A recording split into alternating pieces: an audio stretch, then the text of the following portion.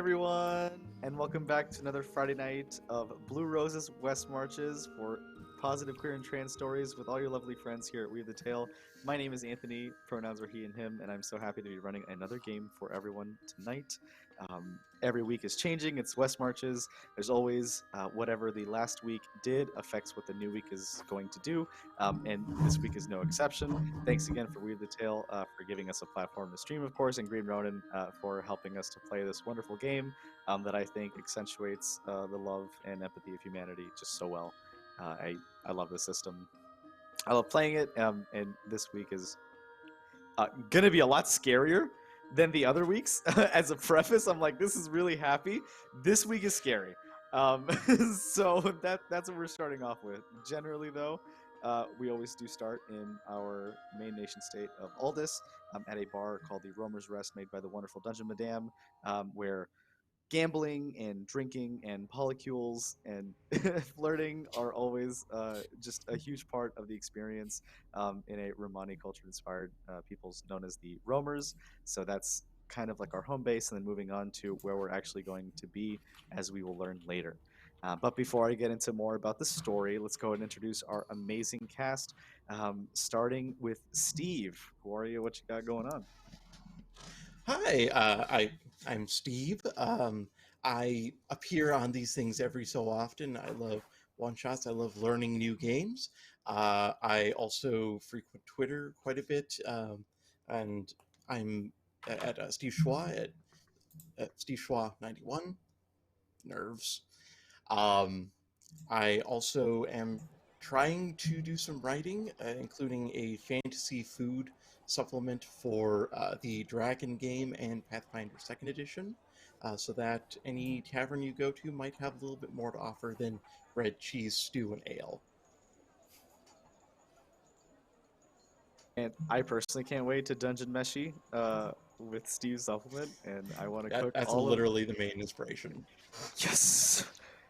It's already. I took a guess, but now it's so much better. It's it's already. That's awesome. Next up, we have Ian. Okay, gotta make sure I'm unmuted. Yes, I am Ian. I go by Cash Miss on the internet, especially on the Twitters, where I am slowly getting my my ability score up in the social medias. So go follow me there if you want to see mistakes. You can catch my creative output into the world on Tales by the Tavern Fire on YouTube, where we make videos about D&D character backstories, because everybody puts a ton of effort into them. They're always very lovely, and then like 80% of the time they don't actually get time at the table, which is very sad. So we make sure that we tell them they get told right, and we have some exciting stories coming up. So go check it out, Tales by the Tavern Fire on YouTube. Click subscribe, come back here, listen to everybody else's spiel. Incredibly well spoken. I, for one, think that character creation is the part that I've had like some incredibly inspirational, just by itself moments for, and platforming something just for that is. I love it so much. I need more character fuel. So Go check it out. We have yeah, go ahead with the next person. No, please. No, I want to hear it. Okay, yeah, we have 2 stories right now. One is about a goblin that gets eaten by a lizard, and presumably the rest of the show is just him getting digested. The other one is Comrade Prina, where a young innocent gnome gets despoiled by the horrors of capitalism. Okay, one was like sad but could be happy, and that one is just, you know, now it's even sad. One of them is happy, one of them is sad. I'll let you guess which is which. Illusion broken. Aubrey. Hello, I am Aubrey. You can usually find me on Twitter at Madqueencosplay. I am the GM and co-producer of Goblets and Gays and Animamagiri. You can check us out on all of your podcast stuff. I also play Sawyer on Bring Your Own Mech. And every Monday you can find me on Nat20 Productions Twitch channel playing a very soft girl elf witch in Wayward Arcadian. And yeah, this is my second time on Weave, and I'm very excited. And I've known about Blue Rose for a bit, and it's always looked really cool.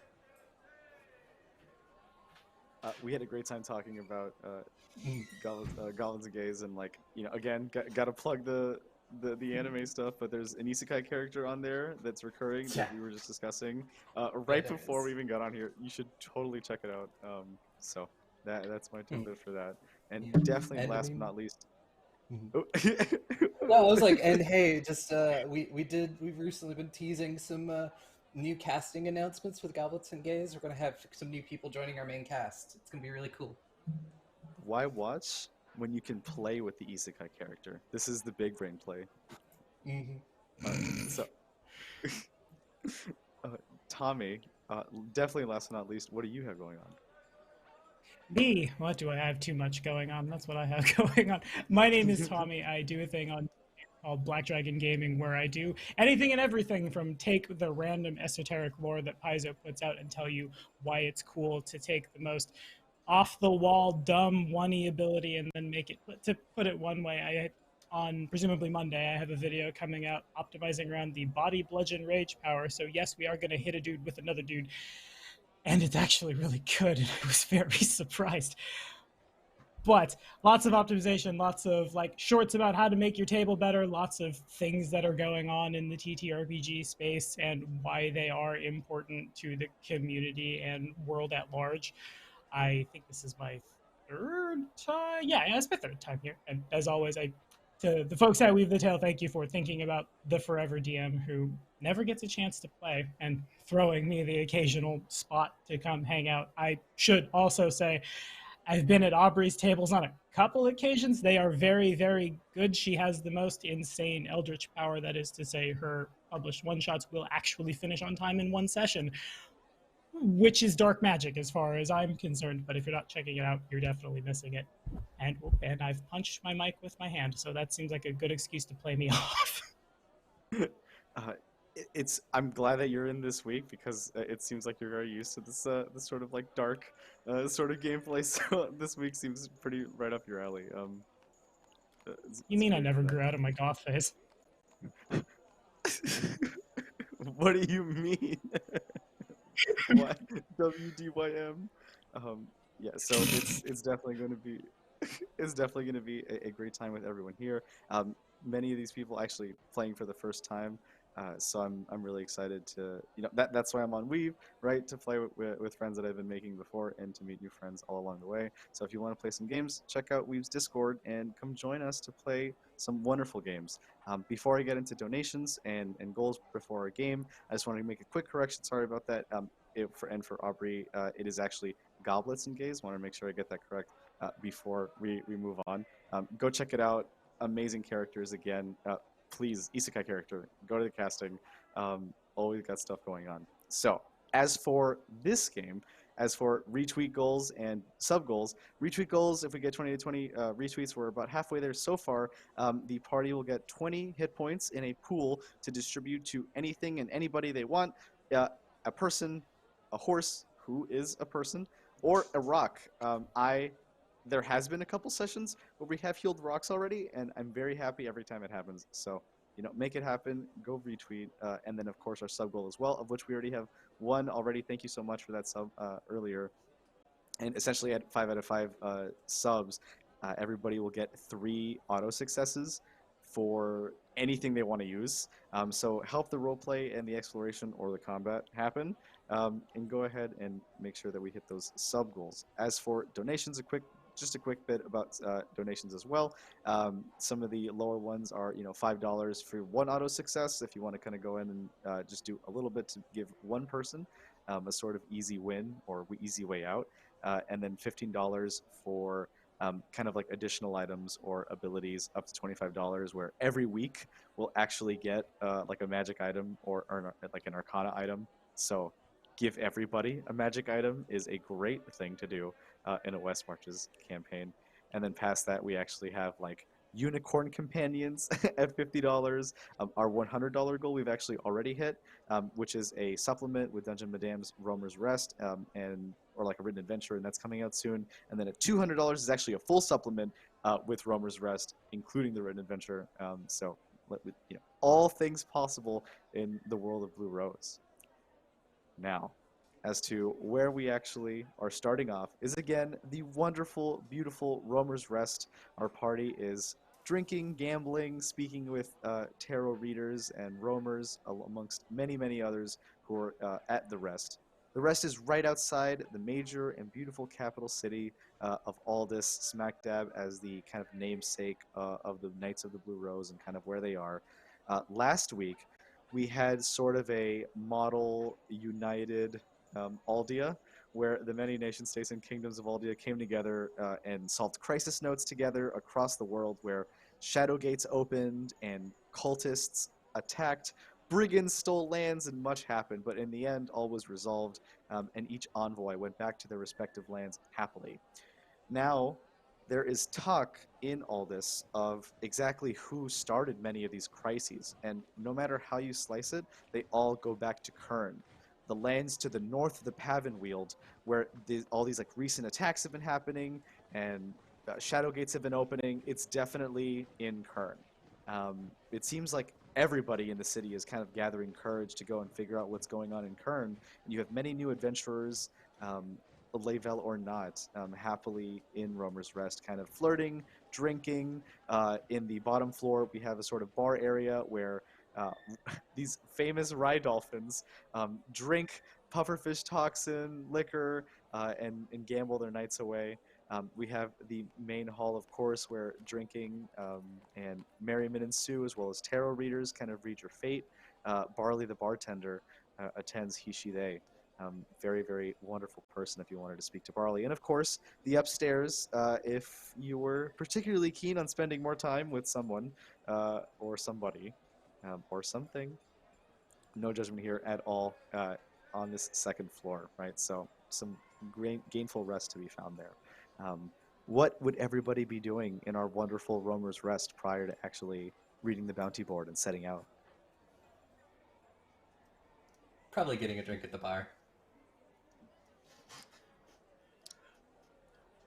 Is there any dancing or music going on at the in the establishment? It is a time of extreme merriment. The city is lavish with cash after tourists have flooded out. The Aldis civilians have gotten their kind of space back, and so the locals, of which is pretty diverse cast of many people from really across the world who live in this larger city, get to enjoy the Roamer's Rest and take back their favorite spot just outside the walls. Yes, Lovely. yes, there's a lot of dancing. Okay, so so Raksha, who is a very large rye wolf, very thick, dark fur, is on the dance floor, and she's doing the hippity hop kind of dance. You know, big front paws, occasionally whomp, or coming back up again. She's having a grand old time. Your slammy whammies catch the eyes of many who are like, "Wow, she's got some moves." And a rye horse actually comes out in a tutu and just looks you dead in the eye, and immediately takes 2 legs, stands up, twirls with beautiful tail spinning around, and basically engages in a beautiful duet with you, if you would allow. Oh, she will. She is here to have a good time. Many off-duty knights throw blue roses at you and gold coins. In fact, so much that you can actually spend about a month's worth. You can basically stay at the Rest about a month if you want to extend your vacation. Shore leave is quite a thing in the land of Aldis, where many live carefree. Fair enough. Willa, you said you're getting a drink at the bar. Yeah, I'm gonna post up at the bar. So Barley immediately takes a look at you. At this point, Barley has seen enough of these special adventurers coming to the rest every week that he sort of really is able to identify who everyone is that she needs to be speaking with. They're just gonna look straight at you and write down something on a piece of paper, but not go over quite yet. Tobias, Chyr'kin, what are you up to? I suppose not seated at the bar, but perched somewhere adjacent. There is a snowy rye owl. The only real indicator that this is not just straight up this is an owl are a couple of bells that are tied to their feet, because owls are incredibly silent when they fly, and if I don't make a little bit of noise, it stands to reason I probably tagged someone in the back of the head on accident. Just kind of the equivalent of shot glass, but a pail, right? Something you could grab with a beak and then pick up and then fly with, and then lean forward, drink back. Just kind of scanning everything on the big turn. 7, a common visitor of the Roamer's Rest, and actually a player character from week 2, sort of looks at you. And you can't tell if this rye cat is hitting on you or is just super hungry in the middle of this bar, and so maybe has been drinking, right? So 7 looks at you and kitty lick, whisker tuck. I look back, I attempt to establish the name of that spell that all of the rye creatures have, that I totally remember what the name is. What do you mean I put this together? Yeah, it's just psychic contact. There it is. Yeah, psychic contact, exactly. So you do, you just, you establish the contact. I mean, I don't know what the tone is that you're trying to go for with this kitty, but the kitty does look at you at attention. Can I help you? Are you hungry? Are you hungry? Or just hungry? Meow. I'm more than hungry. Okay, that didn't answer the question as it could have. Did it? You're not. I'm not on the menu, but I'm also on the intentions. What are predator? Looks up, down, small bird, big cat. I kind of hop. I didn't know that you were also a fan of that genre. Me too. Safety tools. That's what I'm after. She's kind of raise. I guess I don't have eyebrows to raise. Damn. Turn back, hop forward. Okay. Go on. Well, I'm honestly too tired. I've been drinking too much milk here at the bar. But if you want to talk later, I'll tell you where to find me. It seems like you're in a rush right now. And 7 walks over and with a growl, you don't know if it's, flirtatious or slightly aggressive, basically grabs the nape of your neck and leaves behind and coughs up a small hairball with a note on it that has his room number on it. Looks at you with sultry eyes and walks away upstairs. It says the room number as well as the name of the rest of 7's polycule, who may or may not be interested as well. Blink, use the not telekinesis to put it in I suppose a little bag somewhere hanging, probably also around a leg to store it. Looks over at barkeep. Are they always like that? They've been living here for a while now, and trust me, I never want them to change, he says to you. I see. And all it takes is milk. Leans forward, drinks. Tobias will remember that. Chyr'kin, What wonderful things have you been up to? Yeah, so Chyr'kin is he's outside, kind of near the stables. I'm assuming that roamer, the roamers in Roamer's Rest has stables, right? 100%. Yeah, it's a big outing. Okay, so near the stables, I assume there's one of those spots that just kind of water sort of accumulates. It's really muddy, kind of swampy, and they have set up shop over there and is taking challengers for mud wrestling.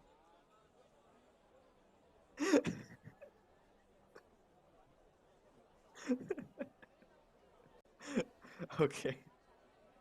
Is there anyone else who will challenge me?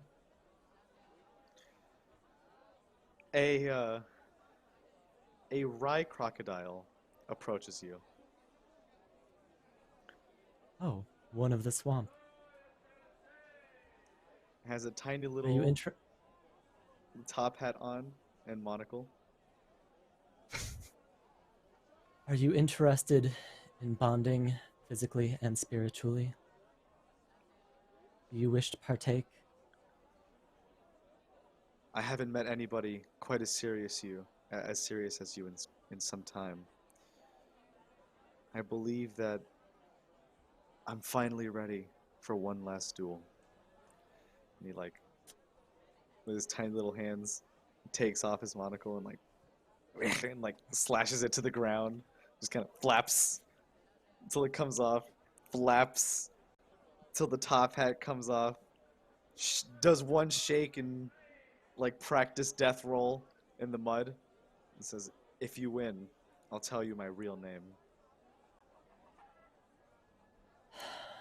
Very well. I shall have to find something of equal value to offer you in case of your victory. To describe my character, so Chyr'kin is a sea folk with very long flowing black hair over a sea green face with sparkling golden eyes that burn with quiet intensity.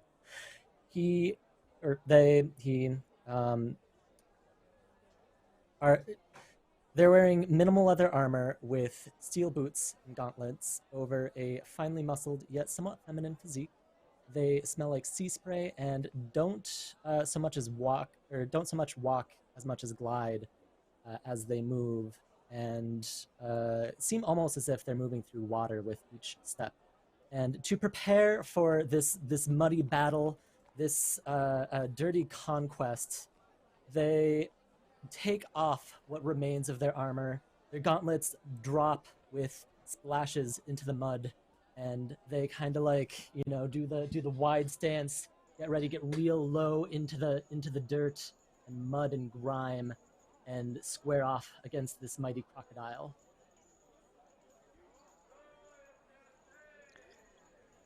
What a beautiful image of this amazing sea folk glittering in gold, just wrestling this rye crocodile who's established psychic contact with you. I would say that it's, just for dramatic effect, it's lightly drizzling. Obviously, I would have it no other way. Everybody's comfortable, and everybody's scales and skin are completely flexible and not dried out at all. Everybody's happy. So you're more than welcome to use any appropriate roleplay or combat stunt if you wish, if you wanted to do something big off the bat. I will say that you start with 5 stunt points, whereas normally you'd have to roll to get some. I want stunts to be used, so everybody's starting with 5 stunt points. And then also you can kind of use that, one of your 3 auto successes if you just wanted to just make the story happen. So completely up to you.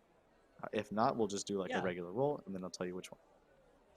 Yeah. Let's just do a one of those simple skill checks. So kind of my envisionment of how Chyr'kin approaches combat, especially when it's more wrestling style, is they focus on using the environment to their advantage. So it's kind of brawling, but it's brawling with objects. In this case, I would think there'd be a lot of mudslinging and diving underneath the mud, and maybe trying to like throw gauntlets to throw their gauntlets that they drop to try and act as a distraction or something like that. So I'd be more than happy to do like a dex or a I think dex or strength would be great here. Okay. So you can I just was take 3d6 and then add your ability. Yeah, let's go with Dex. I was thinking this was gonna be brawling, but I think it's kind of the same. Actually, so when you make your character, it has all the you are trained in these weapon groups. Would that means that you have a focus in them, right? You get the +2. Yeah.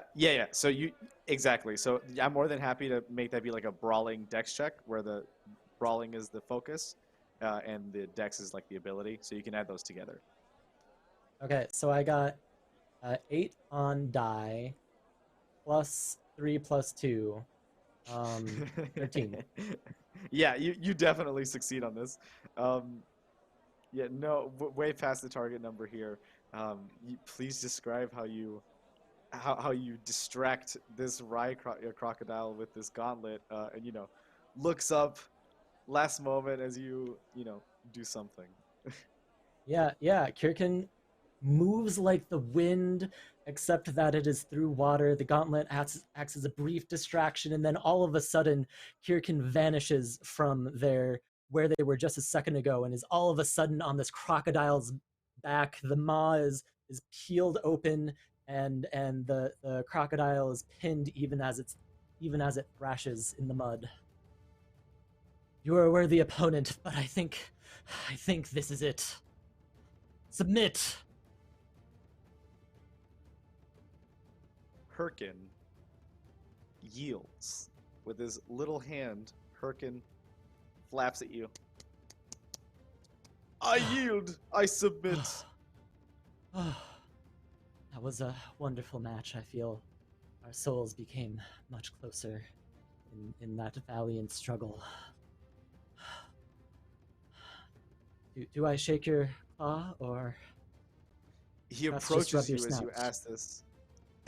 He approaches you quickly as and almost instills a bit of fear in you. But really, he actually just gives you a warm crocodile hug, and again with the flappy arms, kind of wraps them around you and is like, "And I will accept a snout brushing." Chyr'kin will pull Chyr'kin, you said? Chyr'kin, who has introduced himself, yes.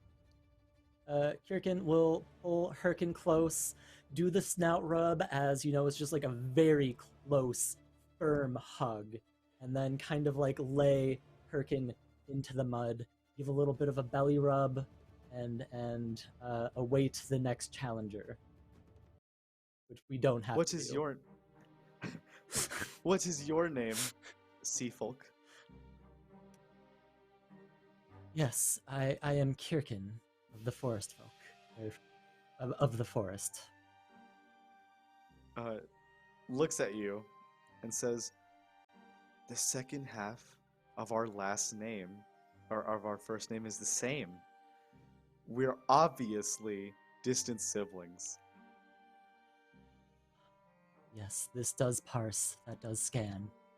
There is no other explanation. He hands you We will have to trade lineages over a drink once I am done here. And then perhaps more? Well, sure. I always have it in me for more sparring against a potential nephew. But for now, a guarantee.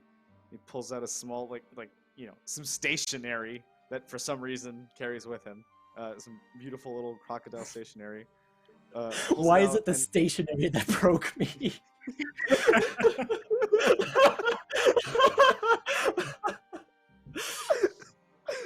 Pulls it out and writes in beautiful, amazing calligraphy. I hereby bequeath a portion of my estate with appropriate properties to you, right? And he's like, take it or leave it. Landlords suck anyway, but that's why I'm giving it up.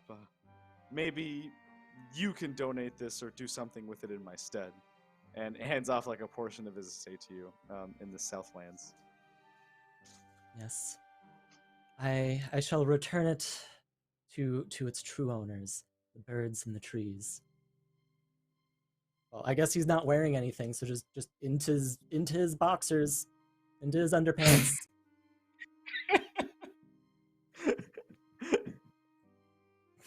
Hey, you put the nice little crocodile stationery entrusting you with like a ridiculous amount of wealth, crumple it up and put it in your boxers real quick. And that's They do not crumple it up. It is folded neatly and stuck right next to their sweaty, muddy junk. Come on, get it right. Get it right. It's a dangerous time This is to a take a serious drink. business transaction between two upstanding citizens. One of We which is a pay crocodile. taxes. They're upstanding. They're upstanding all the citizens. So that's it. You know, apparently you've gained a huge reward as what seemingly happens in all this, as beautiful magic and romance happens, really just off the bat, right? Anywhere that it can happen. You start to see a large crowd of Blue Rose Knights drunkenly sort of gathering amongst the main bounty board that's kind of at the center of the rest. And they're talking about, these Kernish lords can't get away with this, thinking they can start all these invasions. Did you see Rizea? Did you see Jarzon? This is too much. Some of the delegations almost killed each other. Some of them were arrested. I don't know. The Sovereign was there. We lost so much face. I'm enlisting. And it is a beautiful Layvel person. So just to clarify, a Layvel in Blue Rose terminology is sort of this world's analog for like trans identity and expression. So that's just a self-identifying, Layvel Knight, who you know of is a sort of captain of the guard. She sort of speaks out. Please, everyone, we must listen. We have to follow the ways. Our delegates, they saved us. The Haloed Knights, they guarded us in the Weald. The Primrose Knights, I mean, they're the ones who warned us about this in the first place. What, we're going to take this evidence and leave it? No. We can't drop it this time. Look, there's clear leads. I don't know. I don't know which one to pick, though. So, kind of capturing the attention of many at the time. I mean, I just want to like lean over to like look at the bartender and then just be like, so what's good around here? He's gonna look straight at you and be like, listen, you look like someone that can hold a lot more than their liquor, and I've see that you've been eyeing me quite a bit. I have special reserve that I keep for certain people. I want to open a bit for you right now, but I warn you, you can only drink it if I do some with you. I'll take you up on that. She pulls out like this spray nozzle, right, as you would commonly see behind the bar. However, when she clicks the handle, a rumbling you feel below you as this black purplish liquid gurgles through a pneumatic tube kind of behind the machinery of the bar and into the tank beneath the nozzle as it sort of sludges out into the cup. It's very little, about a fifth of a shot glass, and they pour 2. Fascinating. I don't think I've ever seen anything like this before. Also, let me know whenever I should describe what my character looks like, because I think I'm the only one that hasn't done that yet.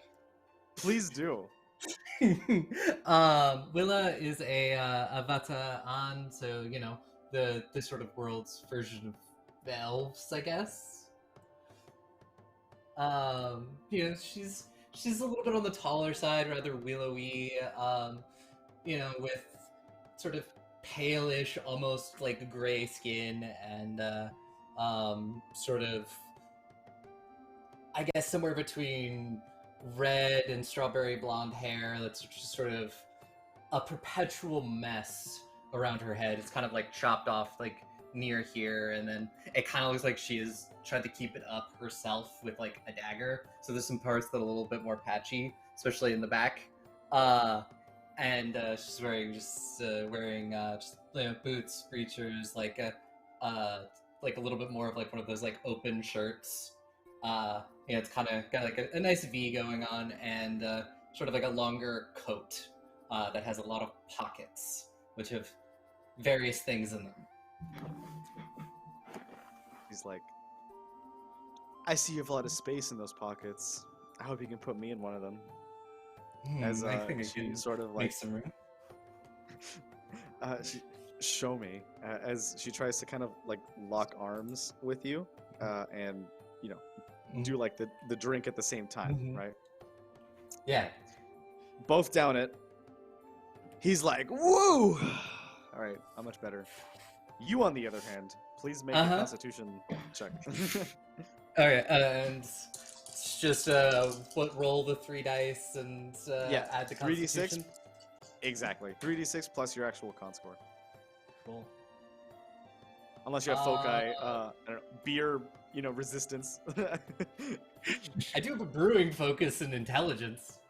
I will take brewing con. I will totally let you add it. Okay, yeah, then that makes it a 13. Awesomely relevant. Okay, yeah, you definitely pass. I had it as an 11, so kind of close. Good, nice. It seems. I would have made it. I would have made it just exactly if you didn't let me use that focus. Oh, okay. Would have been fine. Would have been fine. Essentially, they look at you and they're like, whew. Cough up a little blood. It's fine. Rub it off into basically a bar towel and like throw it on the floor to like mop up just some trimmings and stuff. That was actually pufferfish toxin that the rye dolphins acquire from the Pavan Weald. Yeah, usually they keep a pond of them for themselves, a farm, if you will. But I don't know. I found a way to distill it with some absinthe that makes it pretty palatable. What did you think of it? I thought it was very unique, and I've never had something like that before, and it's good to know that I can stomach pufferfish toxin. I guess you learn things about yourself every day.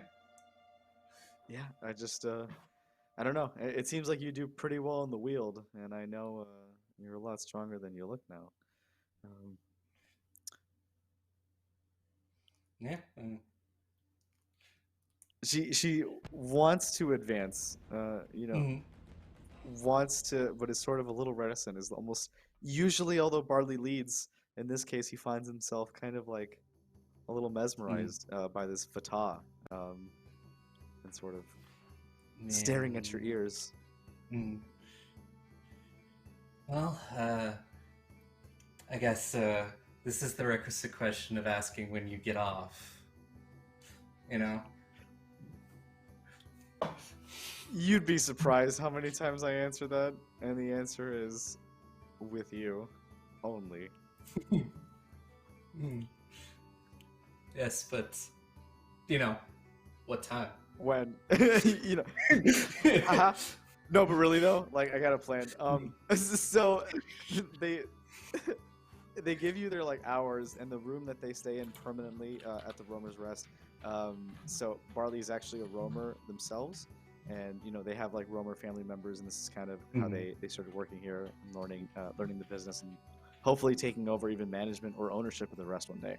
So Barley's really training, has kind of one of the biggest like master rooms in the entire inn.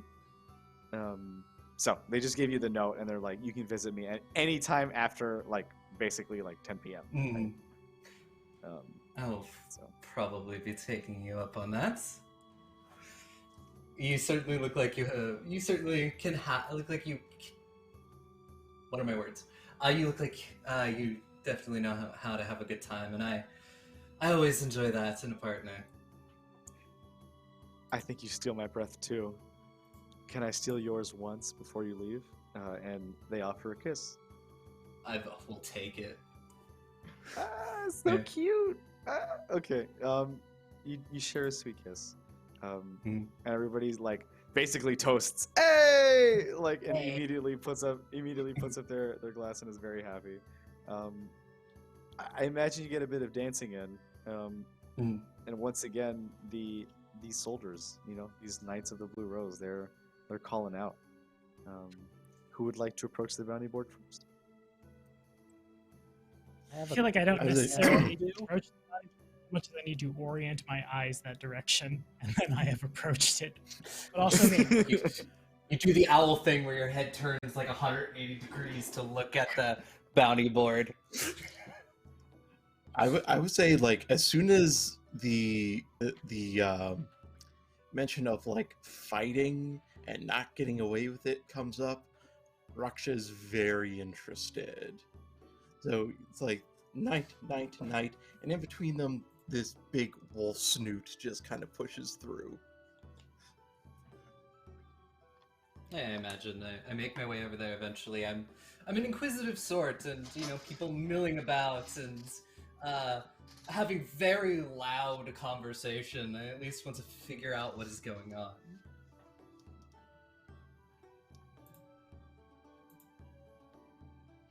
Yeah, so Chyr'kin will probably... So Tobias is out in the main bar area, right? Yeah, and just I imagine like at the bar, and then just looking like on a bar stool, looking at the bar, and then 180 degrees looking at the bounty board. Now is how I pictured it. An observant person who knows how to go out. Good. Chyr'kin will come into the bar area, see all the kerfuffle, see Tobias over at the bar, walk up to him, and produce from his underpants the muddy piece of crocodile stationery. This quest was much shorter than I imagined. Here, this is yours. Thank you. I look towards it, read it. I'm not planning on staying here long. I'm Kernish. I'm planning on at some point in the near future going home. What with I turn my head back over to where everyone is talking about the bad thing. I left when it began. My territory was overrun by things that go bump in the night, and then I pantomime like hopping like a zombie vaguely around where the chair is. I've been practicing. I look over at where my shot glass bucket is.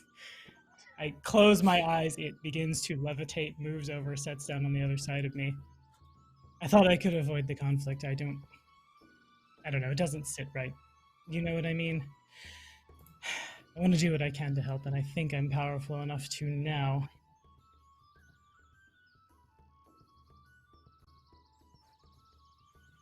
Very well. Yes, that's a very unfortunate tale, but I admire your courage of spirit and your willingness to confront what you've left behind. Are you looking for traveling companions? I wouldn't say no. I can cover a lot of distance on my own, but, well, it's easier in groups, you know what I mean? Yes. I myself can get too wrapped up inside my own thinking, so having somebody such as yourself to maybe keep a watchful eye might be helpful, even as I walk alongside you and help cover your awkwardly dances around anything suggesting that you are an owl and can't take care of yourself. Oh no, believe me, as many things that are between me and the things that want to kill and eat me, I'm more than appreciative. Spin my head in a full circle. Looking out for things, kind of my whole shtick. Good. You should make a good team then. And feel free to hold on to that, even if it is not to your liking. Perhaps you will find one of your kin who may do well with it. Land ownership is not in my cards, as it were.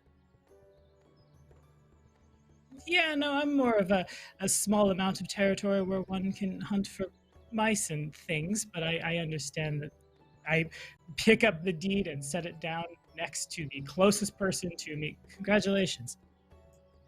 You're the winner. If you want to, and then just kind of push the deed over. Can that please just be 7?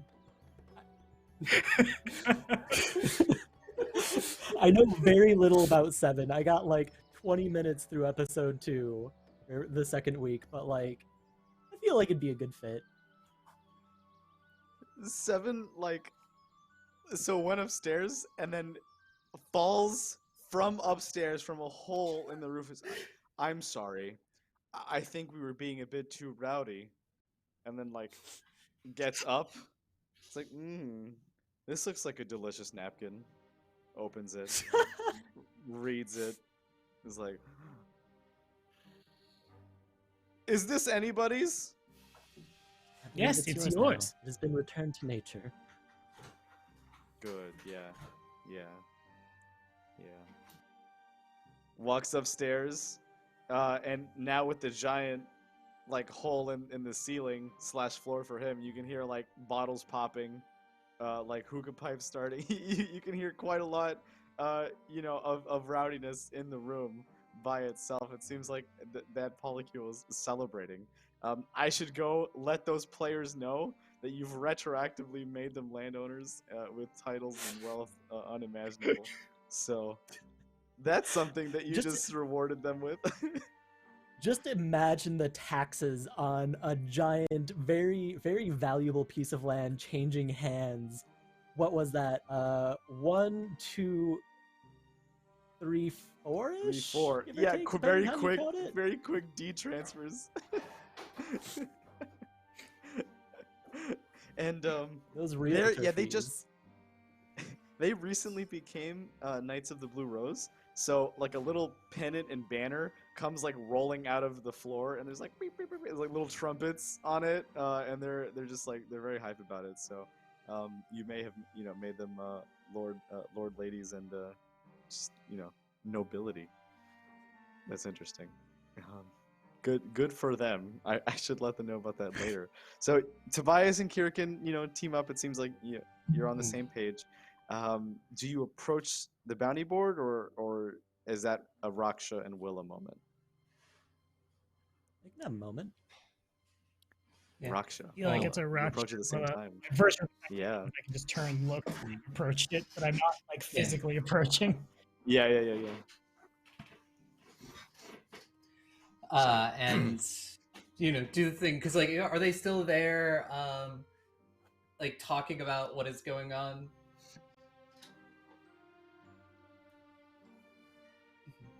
This label, known as Ernalda, continues to shout out to the heavens, and all that would listen.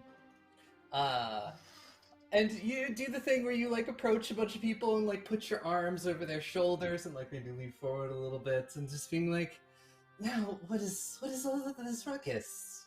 What exactly is the problem here? And I'm curious. How can I help?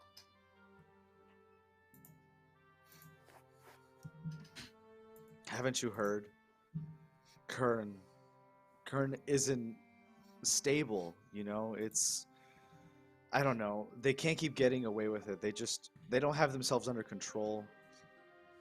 They're encroaching and enforcing themselves on other nation states and kingdoms. It's not the people, it's the leaders. It seems like although the crises were solved, there's still much left over. There's discord in the streets, monsters in the hills, even a member of their leadership at the root of this evil. We don't have the power to send after each of these things, at least not in a combined unit. We have to go in small groups. Interesting. Look at Raksha and just being, what are your thoughts on all of this? You hear in your mind due to psychic contact. I just heard there was fighting going on, and I followed that. So, is there fighting? Certainly does sound like there is fighting. How much fighting? Ernalda asks.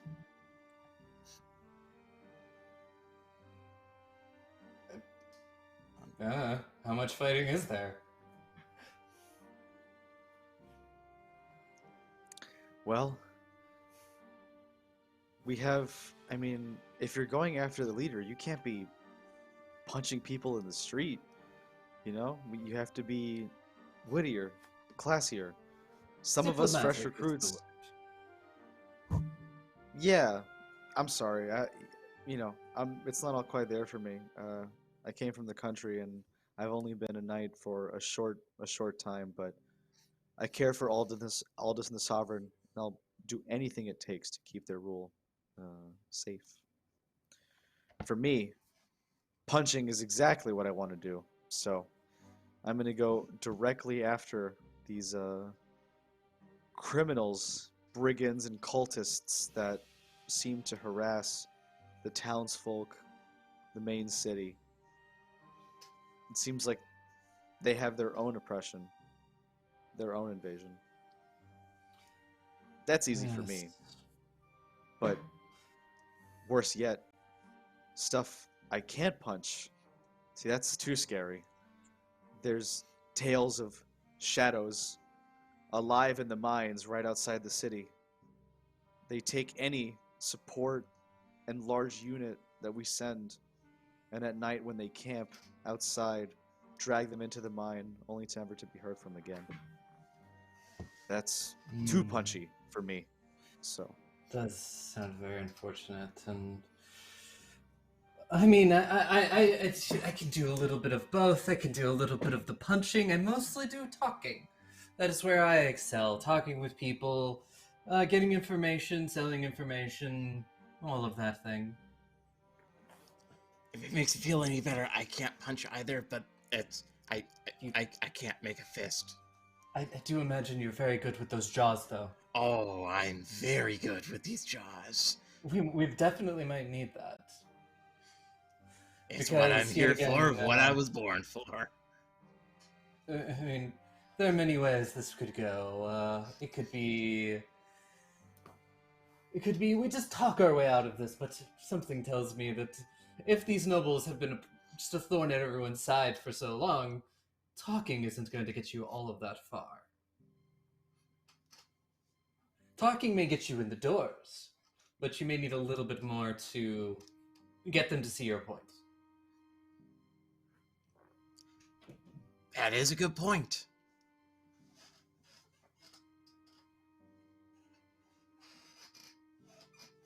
So, I mean, I'm willing to do the talking bits and back anybody up on the fighting bits, but I don't know who else is coming with us. Say very loudly. Excuse me, what's this about fucking your way out of your problems? Fighting. Oh, it's just what I do on a Fighting. normal basis. 2 of the 3 Fs. what's the third? Flee. I was gonna say food, but What problems can't you solve with a nice meal and a bit of fucking? Yeah. It's a good philosophy. Well, yeah, I like that especially way of to life. people you don't want anymore. Then you just poison the food. Or rip their throats out. That's another That option. also works too. It's a little bit more bloody, but I do think it does solve make a very good point of things. Well, hopefully we can find a middle ground between that. A little bit of talking, a little bit of savage violence. I'm down for it. I mean, what is fucking if not savage violence of a more romantic sort? Yes, I do have to agree with you on that. Raksha immediately does that very confused dog. Also, just to make clear, I don't think Chyr'kin had time to rinse off, so he's still, just covered in mud and still got the I decided it's like a kind of, He-Man G-string type thing. I think you might need to shake yourself out a little bit. Do you Oh, need a excuse towel? me. I think I might have something somewhere. If you just want Shaking to clean yourself out is so much off. more fun. Actually, if I could get a bucket I've- of water. Just to rinse myself off. I wouldn't want to dirty a towel like that. So Barley hands you like a huge double steins worth of water, and then throws a towel that he was holding in his chest right at Willa, and is like, "There's your towel. Thank you. Anytime." Yeah, Chyr'kin's just gonna do the pouring over themselves and just the washing off and all the filth coming off of their body. Should have gotten you a chair for that. That might have been a little bit easier. Oh yes, you're right. I'll. Then we could I have still just have some dumped it dirt on later. me if you'll. Yes, gets on the chair, proceeds to wash more. Mhm. Two legs are strange, people. From the rafters over your head, there's a single knock of solidarity from the Ryal, which is quietly perched up there.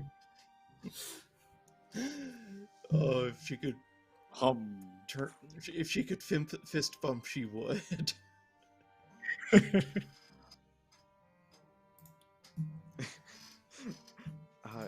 It seems like everybody is in unison. And sorry, just to confirm, are we saying we're choosing the middle ground option of the town? Or I believe that is what we were gonna go for. At least for now. There's plenty of time for things to go tits up. That's great. No, yeah, they're each their own pathways. So in this case, yeah, we will be doing the town. We're going to. There's a couple ways to get to Kern. There's a ship known as the Sovereign, owned by one of the council members of the Eldian delegations that served last week, or I should say last sessions at the Model United Aldia. You can travel there by Rye Horse, or you can also take Rye Dolphin downstairs. I warn you though, they are cranky and they've been drinking for quite a bit. I mean, I still don't see the downside of taking the right dolphin. Well, I mean, they're great for those of us with opposable thumbs. Those of us with just these kind of hard to like grab. Uh, I mean, would you do better on a horse? Honestly, like horse, horse can't really get on there. A ship, I'm like all over the place. Perhaps you could wrap your arms around me and I'll be the one to hold us to the dolphin. Your paw, arms, Again, legs. Rest your legs. And I mean, Oh, well, here, no, you can just do it like this. Chyr'kin is going to demonstrate by, like,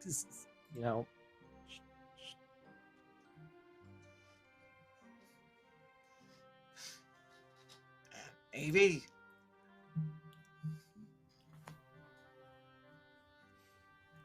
I mean, I will I say- feel like I've just had a- easily travel on foot. I mean, if it's easier Very well. for you. Oh yeah, I'm real good at running. Likewise, I think, what is the two-legged expression? There's a pantomiming of snapping of fingers, which I suppose is just talon drumming on wood. Shoelace express, but I don't wear I will be flying. Flap. Oh, I guess if you get tired and need a break, I always perch on my shoulder. Noted. shoulder required. Shoulder added to inventory. And Chyr'kin. Oh yeah, Chyr'kin's gonna go with the dolphins and The just dolphins. it's they might be cranky, but I think they just need somebody to listen to their problems and just help them work through whatever's bothering them. They're We good. will start They're by good. Well, go ahead. we will start by going down to the basement at least and seeing what's going on. As soon as you essentially enter the basement, two things happen. One, the owner of the establishment, a mysterious roamer woman, looks at you and says, "Not yet do most of you know my identity, but in some way or another I have met each of you. Please, 2 cards, each of you." And essentially this mysterious roamer owner wishes for you to take these 2 tarot cards, or one of each tarot deck that she has laid out in front of you. It seems like she has an eye for adventurers that, again, enter the Roamer's Rest every week and go off to do wonderful things across Aldis. Well, I guess Willa will step up first and sing like, any of the cards?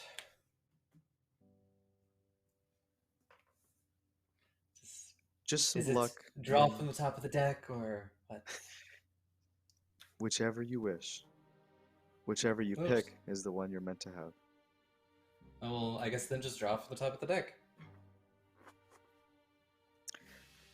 As you draw from the major arcana, you will draw the strength arcana, essentially encasing physical perfection and representing the summer. Your minor arcana is the King of Pentacles, and your calling is that you are resourceful, or sorry, your destiny is that you're resourceful, but your fate is that you are sneaky. Fascinating.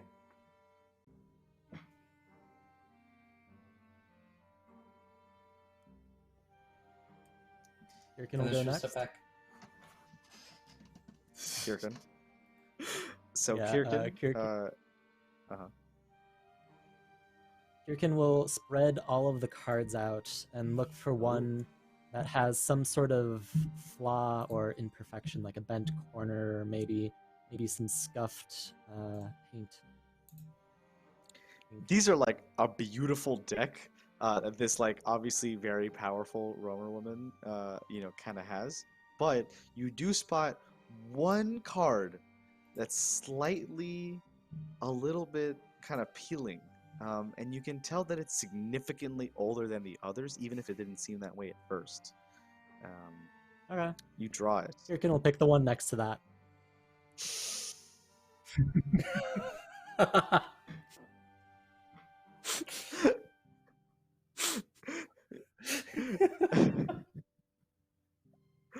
Okay, 1 second.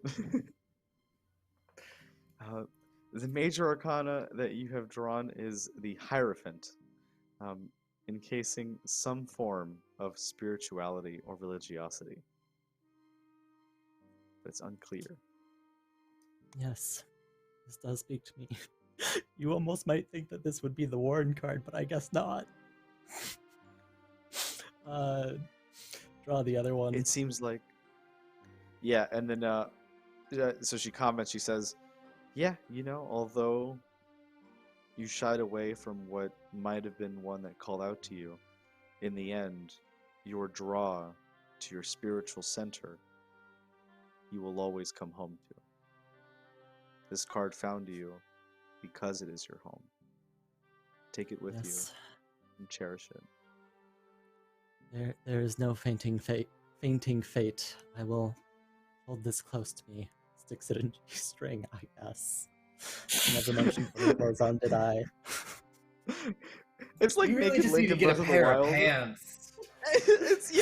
You're like on the paraglider, like going everywhere, like shirtless. You get something, you like put it into hammer space. It's always like your boxers. It's great. It hands you like this. Let's just be beautiful glad card. nobody installed the nude mod. Let's just be okay with that. PG-13. So you get handed it. You put it into your boxers. It means quite a lot to you. Your spiritual center essentially. And as for your minor arcana, you draw the 2 of Swords. 2 of Swords Your destiny is that you are compromising, but unfortunately, your fate is that you will eventually become indecisive. And if you act towards I these don't goals, know how I feel about this.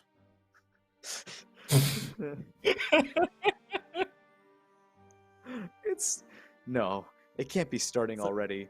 And she actually Cruel looks fate. significantly Or worried is for it? once. Yeah. Or is it? She's like, oh, she's like actually kind of stunned because usually it doesn't happen so quickly. So you're acting towards your indecisive, kind of fate that will have some effect later. Who's next? So as Chyr'kin steps away, Tobias will fly down and land somewhere where it is easy to perch nearby. Close his eyes when they open. There's this like starry after image running over them. I would like to cast Second Sight. I will use that to determine the 2 cards that I draw, whichever feel the most significant based on that. You've drawn well. The Priestess for your major arcana. It shows a oneness with spirit. Clearly, you and this card have some connection. And in a way not too dissimilar to Chyr'kin, you do feel at home or a center with this card. It's lighter, though. It's harmonic. Chyr'kin does it out of duty, but for you, peace.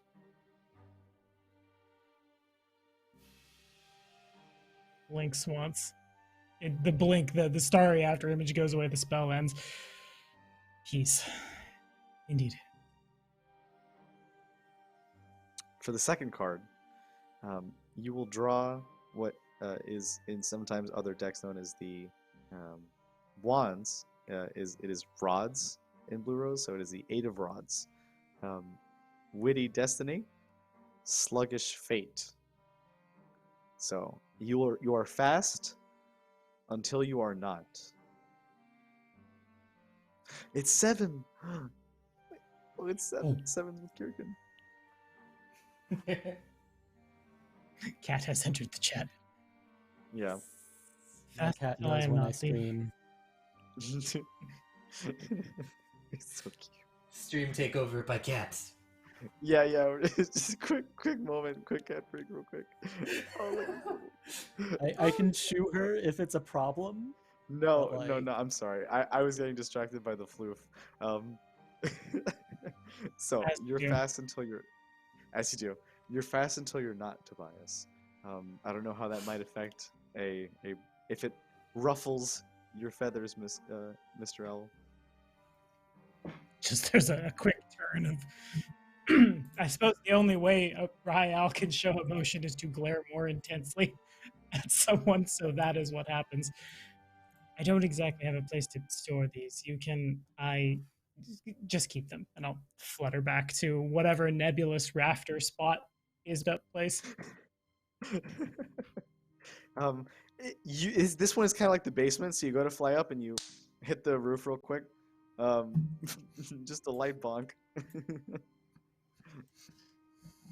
Two-legged notion to cover the sky. This is madness, and then just go land somewhere to be sulky. You land right on top of the floating poker table that is that these rye dolphins are sort of gambling at. There's all kinds of offerings, whether they be dried pufferfish, seashells, even other such substances transferred around, and you get a feeling that these rye dolphins are up to more than they are letting on. What do you want? What you looking at? I want a place to land that isn't, and then flap away as fast as possible. Probably just to land on Willa's shoulder. Why are two-legged? I guess they're not two-legged. This place is full of weird. Yes, but it is absolutely fascinating at the same time, and I want to know more. Fair. Ceiling start grumbles telepathically, generally through the connection. They each put down their cards. And they're like, one of them is wearing a suit, is very top heavy, with a very small head, and a cap. Actually, very Kingpin-like, honestly. The dolphin looks up and is like, okay, we've done this quite a number of times already. Make your offering, and we'll see if we accept it on the way that we're going. What is our offering? I will I'll offer offer you to do bonding it. through combat.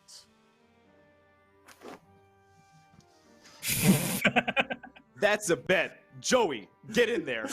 And like, there's like this super buff rye dolphin that like is like cracking neck, like drinking barrel of pufferfish toxin. Like, it's like, all right, let's do it. You know, I'm looking forward to this becoming dolphin one gains. through contests of might. Gonna go over there and do like thing, hands at the shoulder, and just be like, okay, you can do this. Probably. I have faith in you. Probably. Have fun. I'm sorry, did we Meanwhile, enter? Raksha is like, That's hot. yeah. Meanwhile, Raksha is up like table surfing, trying to get her reading. Do you want Looks to over. do Raksha's reading first? Yeah, no, of course. There's a slight dolphin aside as we were getting into it. Apologies. Raksha, you do approach the mysterious Rummer woman, and she finally tells you her name, Balmalux. Balmalux looks at you and says, a name passed down from the Old Kingdom. I sense good in you, young wolf. It seems the wield is more in you than you are in it. You are far from it, but its harmony rings true. Regardless of what the reading says, I was asked to pass this on. And it's like a golden circlet with very fine ornate inlay and engravings. It almost looks like a maze once you look at it really closely. It's said that if you solve this, if you find its origin, you may gain access to an order very few have joined, but in fact, in the last couple weeks even, has almost been revived.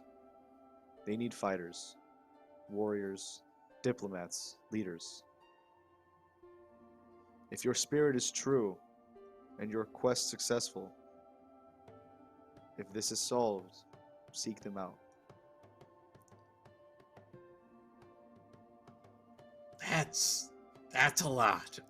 I'm not gonna lie, that's a lot.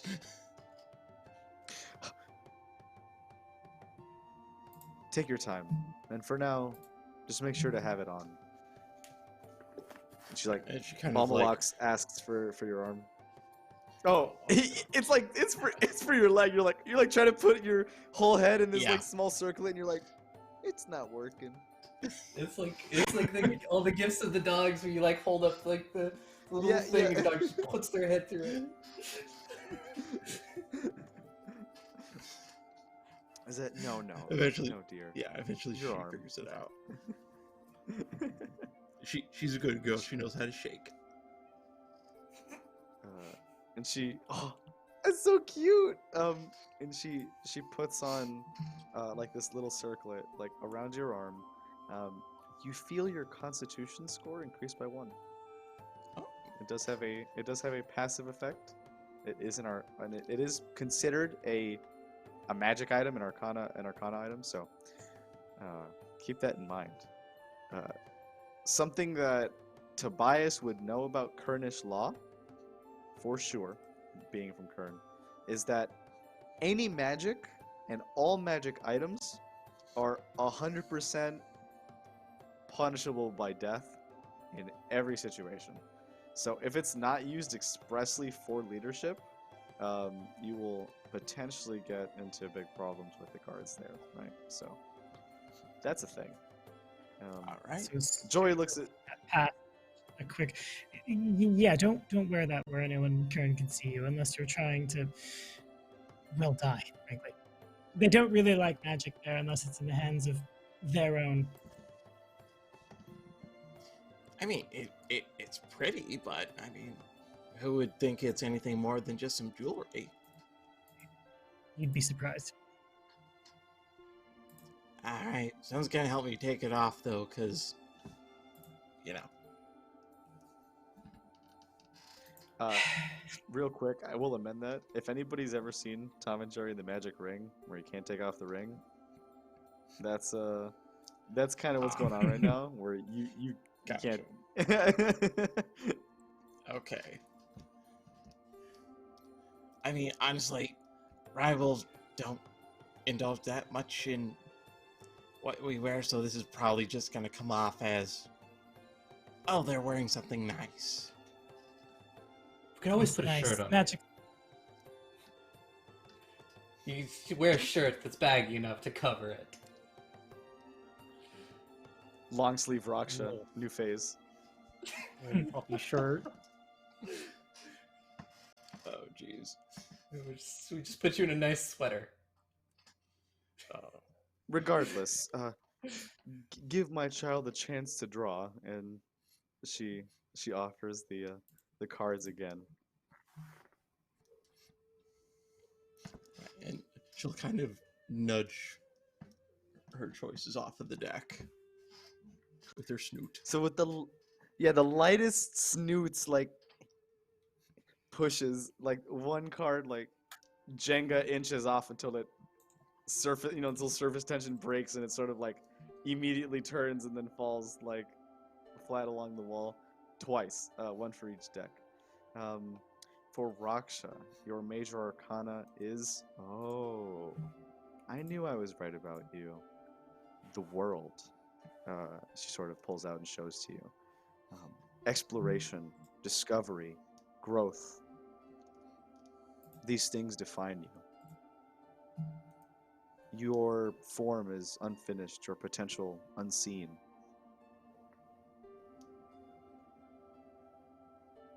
For minor, Sounds about right. sounds about right. You're like, I'm a blank slate. You're like tabula rasa, right? Like, I'll get there Yeah, one day. let's go with that. As a minor card, the Eight of Swords, which actually works really well for Raksha as well. You are free-spirited as your destiny. Always roaming, always changing, exploring, discovering new things. However, your fate is inevitably to become stagnant, to lose that spark and fester, staying still all the while. So, your cards.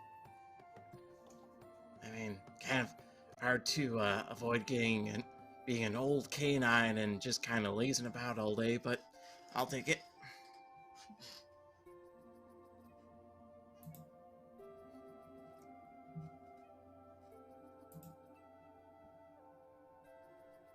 She looks at you and she says, just remember the circlet, and always remember you will grow. And she like gives you a head pat. She's like, good girl. Little thump at the back leg. Little hug. Ooh, and it's like it's actually just such a touching moment. Of course, this touching moment is broken by none other than Joey, who looks at Chyr'kin, cracking his mammal neck, with the blubber out, and is like, when are we gonna do this? Step up. Do we need to find a more watery vessel with which to meld our bodies into one? I mean, we could probably just find like a giant tub and fill it with water. That will do. I'm glad you asked that, Willa. And Boss Dolphin opens up like, a button, and it opens up to the rest of the cavern that they usually use to escape. They have like their own private channel from the freshwater river, leading into a sort of estuary at the bottom of this like underground basement, real quick. So they have like a sort of like filling pool, a draining pool prior to that, and it's like kind of like Olympic size. So big space for duels there. They have like seashell statues and like pufferfish trophies. Yeah, Chyr'kin's Well, gonna that- do like a full-on swan dive in.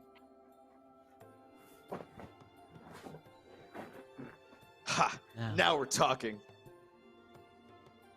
Joey's gonna hop now, in. Oh, sorry. what you're about to feel may be very intense. Melding with me in the water can be an experience, but I promise you, we will both be better for it. Now brace yourself. We begin. He's just going to like disappear in a flash as he darts under the water because this is his home. This is where he lives. And why don't I just use one of the I have one of the things that just lets me win, right? Yeah, you do. You have an auto success. Yeah. Chyr'kin's just gonna do the Shunpo bleach thing where he just kind of disappears and then all of a sudden on Joey's back, both fins pinned behind Joey's head, and just kind of dive under the water. Does Chyr'kin know how long dolphins can hold their breath? 100%. Yeah, you would have an intimate knowledge of many sea creatures, including red dolphins. Is it longer than 60 rounds times, or 60 plus 72 rounds? For Joey, who unfortunately has a lot of muscle mass, no. He needs to aerate that like quite a bit, and he's gonna have less than you. Well, Chyr'kin's gonna keep Joey underwater until he needs to come up and tap out. So you're just at the I'm going flipper. to drown he's a like, dolphin. Yeah, Yes. yeah. He's like the boss dolphin like looks at him, looks away, and like like a small panel like he makes good, and he's like, I don't want to look at my son anymore. My son is dead to me. What the hell, dude? Pop up, My Pop up, boy. no. Yeah. So Joey's. You should be proud of your It's son. like- He fought well, better than most. Yeah. Well, maybe you taught him something about discipline. That muscle isn't all that there is. Sometimes it's about how you fight. I just Yes. hope he understands that. I felt the pain and anxiety twisted up inside him. He's insecure, but ultimately good. I suggest that you give him some of that affection that you've been withholding. Tell Yeah, him because how daddy you really issues are a heck of feel. a thing. His son goes in for the hug, and the boss dolphin just like opens up his coat and basically like lets him like hop in, and then like, give him a hug, and then he closes the coat and he's like, shh, daddy loved you too. Good. Right. This sea folk There is was right. healing here. I'm forever in your debt, Chyr'kin. Please. How can my group and I, assist you? They're like, hey, and like a lot of them are immediately like bow, and basically like get ready to assist with whatever they can. They offer their backs to you. For Raksha, one of them looks at you, and he's like, oh shit, dives under the water real quick and comes back up with like a waterproof, like harness that has like a love seat crate on top of it. So good for rye wolves. It could. They even have like Joey, who can get a rye horse crate, so that if any rye horse wishes to go with them, they're more than they can carry it. So basically, you have an easy way out. Oh, she gets the airline crate. I see how it is. It may or may not have trauma. Airline crate. Oh, yeah, damn it. Emotional damage. yeah, very much emotional damage. Like, she'll accept it, but she will, like, fidget the entire journey.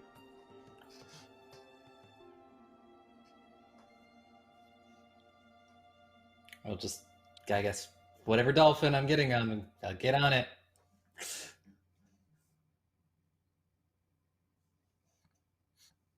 Yeah, you just hop on the back of a dolphin, pick essentially, your favorite one. I imagine, and Tobias, you're flying. So there is a small, like, basically natural air vent made out of rock that also goes to the surface. You can take this small little like tunnel upwards, rather Nice. than You can going reenact underwater. Die Hard. Yeah, Going through the air vents. it's definitely the Batman and Robin secret tunnel that opens with little gate that comes down and up. Then so we do. Everybody hops in their dolphins, and I will describe the wonderful, beautiful dolphin journey and arriving at Kern once we come back from our 15-minute break, which will be starting now as we end our time in the Roamer's Rest and start our wonderful journey in Kern. Roamer's Rest is always an amazing time, so love doing that. See you all in just a bit.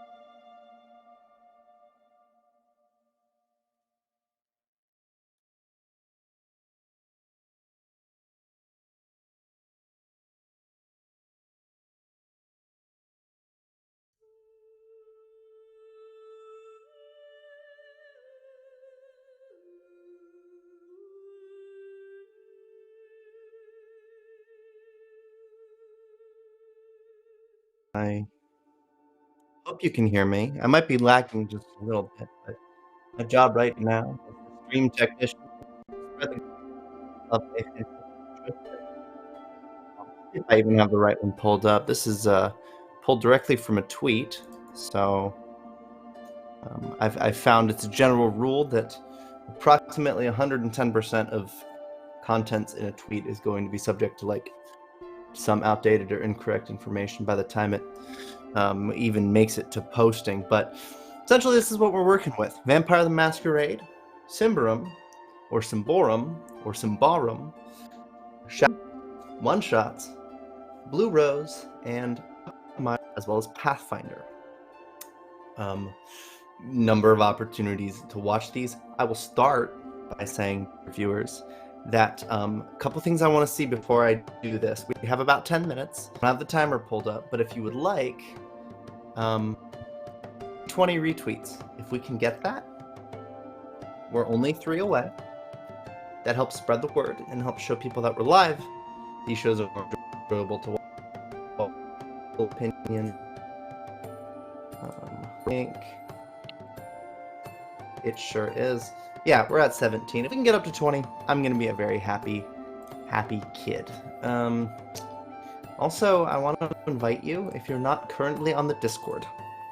We have a fantastic Discord community that is welcoming. Basically, the show schedule, we're already more than halfway through now. As you can see, it is Friday. We don't have anything this Saturday, but Mondo Kane is coming back for a charity stream on the following Saturday. We do have Pugmire, though, which is the bookend to the fairy tale that is the weekly schedule. It's a great time. Let's see. But starting Monday, when we take it back, Vampire the Masquerade will be in Eastern time. After that, we will have at night. I run a Symbaroum game, which is absolutely delightful. Basically, that will be an anthology of published Symbaroum works. What does that mean? So, Symbaroum has some really good writing. There's some issues I have with it, but I'm gonna, as a reviewer, it's not a sponsored show, but I like what they do with the story because they don't jump the gun. They let the setting really soak through. And for that, I thought it would be a good idea to play as much of it as possible. It has a campaign that takes literal years to finish, and I'm starting to understand why. We took the content of a one-shot, and it took 3 sessions to play through. So we did the Promised Land, which is the perfect beginner one-shot to open with. We've run the first half of Blight Night. We're going to finish Blight Night. We're going to run River Goddess, which is also published in an adventure pack. And then after that, we'll go on break for about a week. Actually, I won't be running, but Sam will. That's when we'll run River Goddess, and then I'm going to come in to start Chronicles of the Copper Crown, which is absolutely fantastic. If you like Shadowrun, we have not 1, but 2 Shadowrun shows. The first one we have on Tuesday, which we interrupt only for our monthly Crucible game, which is the only 5th edition D&D concurrent game we have on the schedule. If you like 5e, check it out. Right around the middle of every month on a Tuesday, we're going to be covering their stuff, delving into a launch issue, and while we literally cannot play all of the content in an issue, we are still taking a broad look at it. So archetypes, custom items, and the like, we're going to try to showcase as much of it as possible because we want you to see the launch issue. If you're interested, it's still on Kickstarter. It's doing really well, and for good reason. So absolutely check it out. They were a delight at the Hit Point Press booth when we visited PAX. I had such a good time picking up their issue number 0, I think is what it's called. But yeah, we just ran the Draxorn Delve. That VOD is up or should be up soon on YouTube, which, speaking of, if you can just subscribe, we are close to 2,000 videos on that channel. We have more content than you could possibly imagine, and many, many playlists to sort by.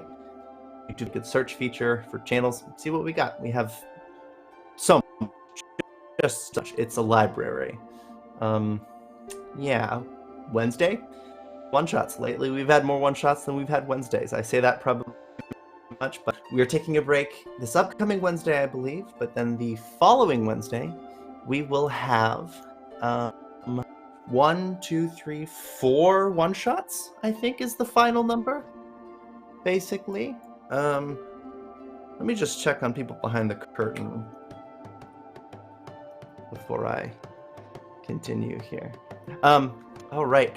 And then, yeah, so essentially, I haven't really fully gotten into the charity event because things keep changing and we keep adding things, but we're running 4 one-shots on the 9th of March. 10 a.m. I'm running Pathfinder. It's designed to showcase beginners. It's not going to be super crunchy. It's going to be let them have fun, and it's going to be a lot of travel to various locations. It is sponsored by RPG Scenery, but we've had sponsors during charity streams before. These things get separated pretty well, in my opinion. It shouldn't feel too much. It's like forced in there, but they've given us a lot of really good content, so we want to use it. At about 9:40 a.m. Eastern time, I will go live and I will just fill in everything you'd need to know about the charity event. When you're going to tune in for certain things, what the schedule is like. 10 a.m. I run Pathfinder 2nd Edition. We open the Tiltify, and we start to push our fundraising goal. I think it's set to 1,600. I think that's realistic, and it's going to be a challenge. At about 1:40, that should wrap. I'm going to interview Raffi, which they run NYC Gamer. Super cool. We're going to talk about charities because there are a lot of charities, and I would feel bad if we only mentioned one.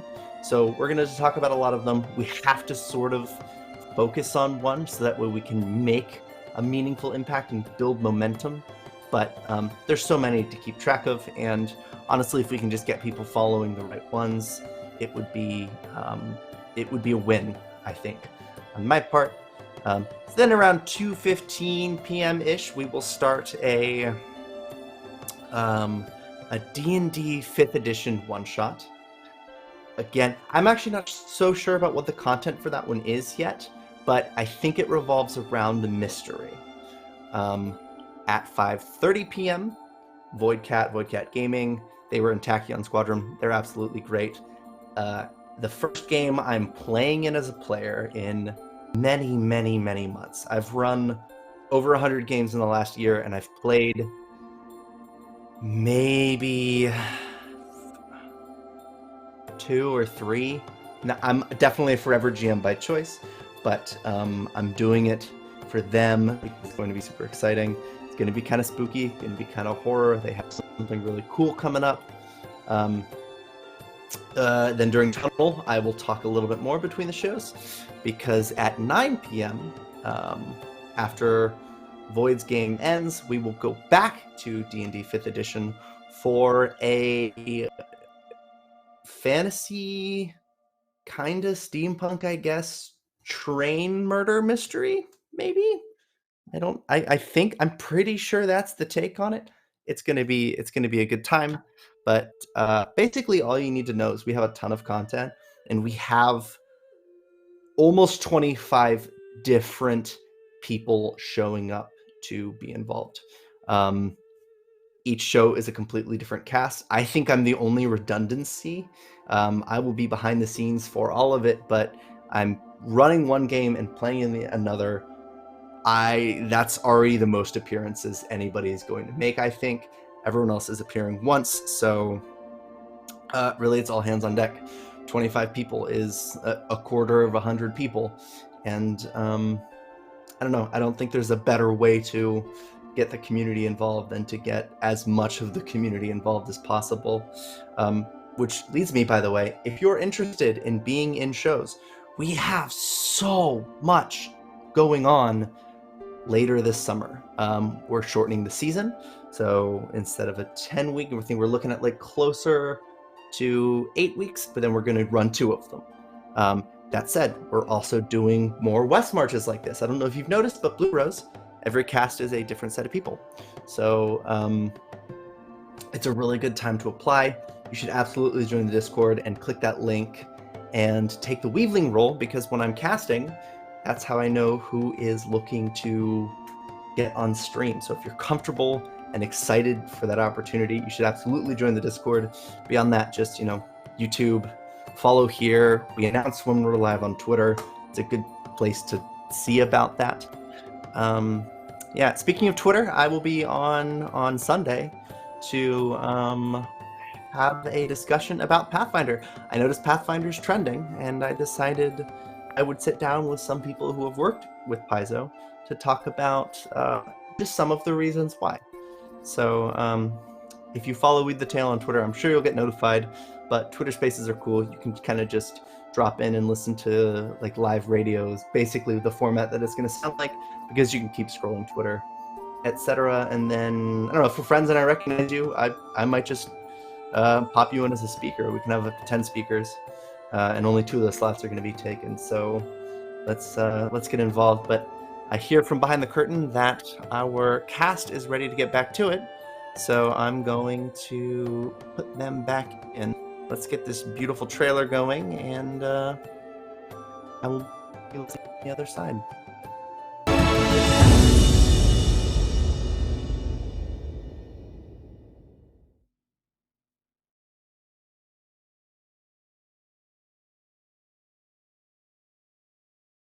not going to be able to hear that horn go off without laughing now. Damn it. That's what we meant. All right, by horny. everybody. Got you. It's exactly what Chyr'kin says as rides atop one of the other dolphins, explaining what dolphins get up to. Chyr'kin, Tobias, Willa, Raksha on our way here, leaving Roamer's Rest and venturing off towards Kern. Essentially to figure out what's been going on with the attack on the rest of the Aldian nations and hopefully put a stop to it any way that they can. For now, they seem to have taken on the contract along with the majority of the rest of the recruits and garrison units to essentially go ahead and stop some of the forces that may be kind of terrorizing like the city. So brigands, kind of cultists, dark fiend spawners, and others that try to basically occupy it, while the most of the native residents were sort of like hiding and enacting their emergency plans. This water that they're rolling along in this river, they've been drinking, a lot of pufferfish toxin, so they're sort of every couple minutes they kind of stop, sort of freeze up, and need like a second to shake off some of it and continue on. You can't tell if they're just drunk or if it's an after effect of the toxin, but you do know that your journey takes a little bit longer than you would have normally thought. You get there around sunset. As you cross into the river of Aldis, past the mountains and towards Kern, the rivers actually start to take on like a different color and are noticeably more polluted. You're not sure with what though, if it's physical or magical. The waters don't merge. They almost kind of stop there and turn into like different streams and smaller brooks into the nearby kind of like plateaus, creating maybe some springs. Again, how healthy those springs are yet to be known, if they are the hybrid of both water sources. Once they get there, the dolphins like essentially cast like bubble magic on themselves and pop a bubble on as to not be affected by this pollution and continue on past into these darker lands. It is noticeably different from Aldis, where you were before. I mean, this was like the sort of like idyllic storybook, rolling plains, high hills, established like town hoods with everything with material wealth and sort of like higher class and privilege. Even if they consider themselves an egalitarian society, this doesn't mean that they don't have privilege in comparison to the other nations and nation states surrounding them. Kern is desolate, very little vegetation, darkness, darker than you would expect at this time. potentially a result of being so far north or a result of the Lich King's lingering effects on the land. In some way or another, it is scoured. The river is starting to dry up and get narrower, and you have to go file by, line by line rather than going side by side as you were before, and increasing speed. This slows down your journey a little bit again as you arrive here, really towards the nighttime. You finally get off towards essentially a central city in Kern where the Lich King ruled. The Shadowed Seven now stand in his place, some of which, are awful and some are slightly less awful. In particular, Dame Trestle is the justice, essentially minister for Kern, and was proven of innocence at the delegation meeting last session. So, one potential ally there, but not necessarily. You do hear commotions in many places along the town, and you sort of take it upon yourselves to figure out how you'd like to tackle this problem of giving the town back to the people in your own ways. That's everybody. So I'm just gonna ask, what did we all want to start with? Do we want to try and help the people that are out there right now, or just try to take this up as high as we can go, as fast as we can? Hopefully as high as we can go, because we just got an amazing raid from Hangman Gaming. Hi everybody, thanks for coming. We just got to this is our town, scrub. Yeah, beat it. Is the theme for the next hour or so. So let's see how this goes as our wonderful party retakes this town from different people. Sorry, back to it.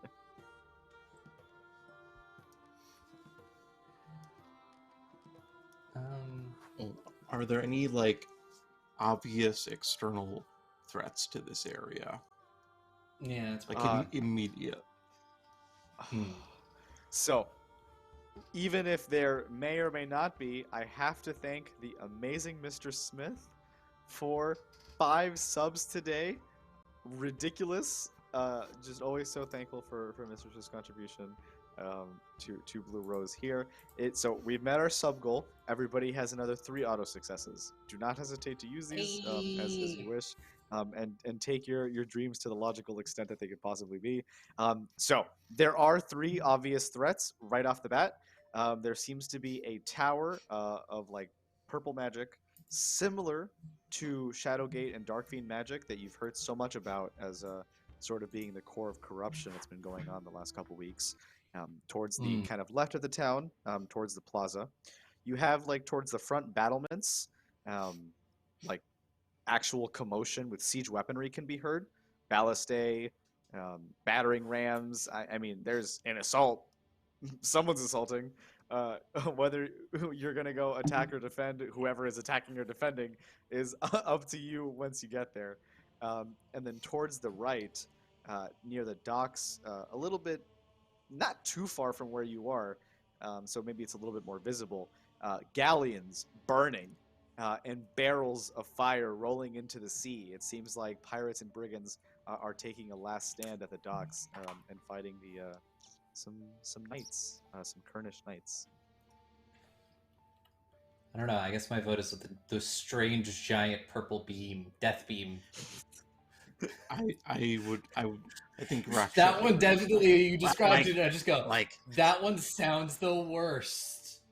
Yeah, so, just we should that's bad. Fix that. That's bad. That looks like it's causing those.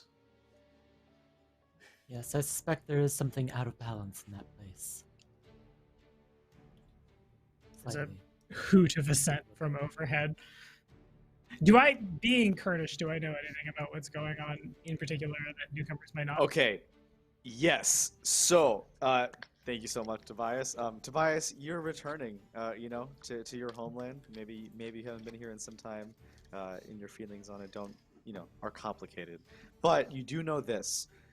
This is the work of the Shadow Taken. The Shadow Taken are a sort of allotted order of magic users in Kern that have taken on corruption to its fullest extent. And they used to serve under the Lich King as essentially like shadow magician army, or dark magician army, Heart of the Cards. But in recent times, they've grown without a leader. And although some seek to use their power, once chaos like this strikes, they sort of break out and do what they do best, corrupt.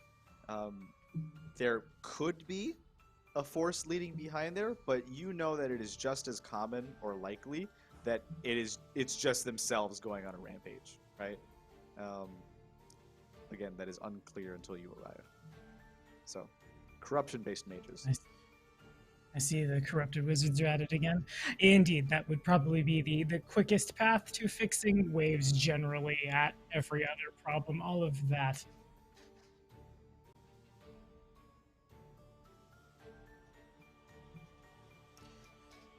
Most likely, yes. But I'm not a thinker, I'm a fighter. Point me at something I can rip the throat out of, and I will be happy with it. I see. I do hope that mortal combat will not be necessary, and perhaps we can still find a way to solve things peaceably. Yep, it's your first time in Kern. Yeah, never. Did I say something? No, I you're. feel like talking is maybe not our best option. It may be time for the good old-fashioned ultraviolence. The short answer is Kern sucks. You can try it if you want. I'm not saying don't. I'm not saying I don't know. Maybe you can help the evil shadow wizards find redemption through the embrace of two legs are weird. The point is just be prepared for it to go very south very quickly. I will help them find redemption through the arrows in my quiver. By I damnation, hope be saved. Pretty much. I hope it will not come to that. I have found that many conflicts can be solved through conversation and inner healing. But Was that what you were doing earlier? yes, I was I kinda helping looked share at it a lot like- emotions through. I mean, it just kind of looked like you were trying to drown a dolphin, so... Which is a feat. That may have been a component, yes, but merely a means to an end of with that end being the melding of spirits and the mending of relationships. So here's a fun question. At the moment, are we unobserved by anyone who might get real angry if they saw people who weren't in power doing magic? Now, good question, right? At this point, the rule of law is definitely teetering, on collapsing completely. Everybody is kind of designating enemy combatants as they would. You don't know exactly who's causing this or not, so it is really a matter of whether or not you're assisting the Shadow Taken, or fighting them, and then who's assisting them or not. Basically, you won't get arrested for it. Like that doesn't really matter anymore. But there still might be some very intense Kernish who might still be scared of the apostates.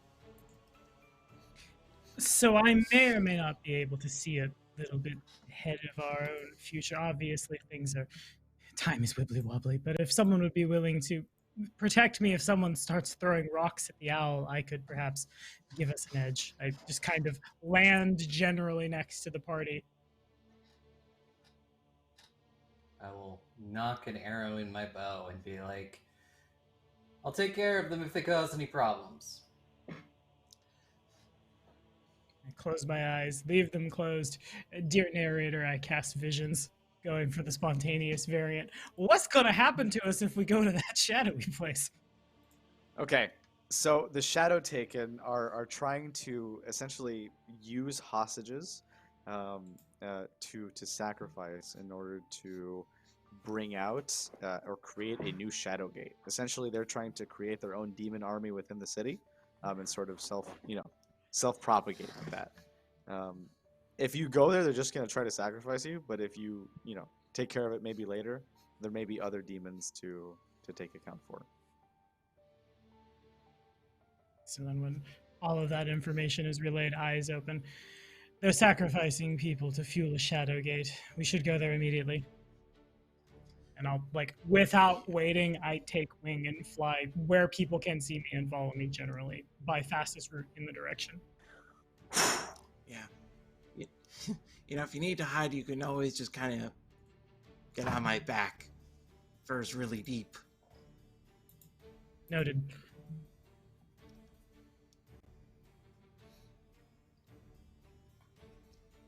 So I take it we head over there?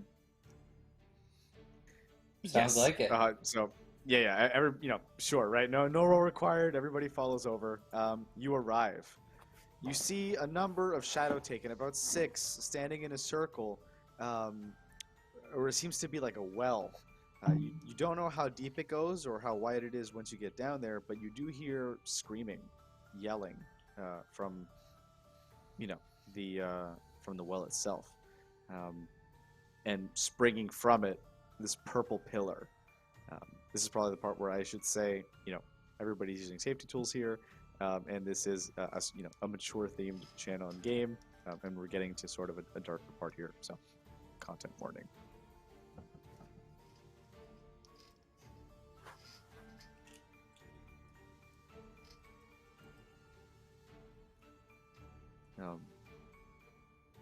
They honestly haven't seen you. This is it's just like what you see, and they're very focused on their ritual.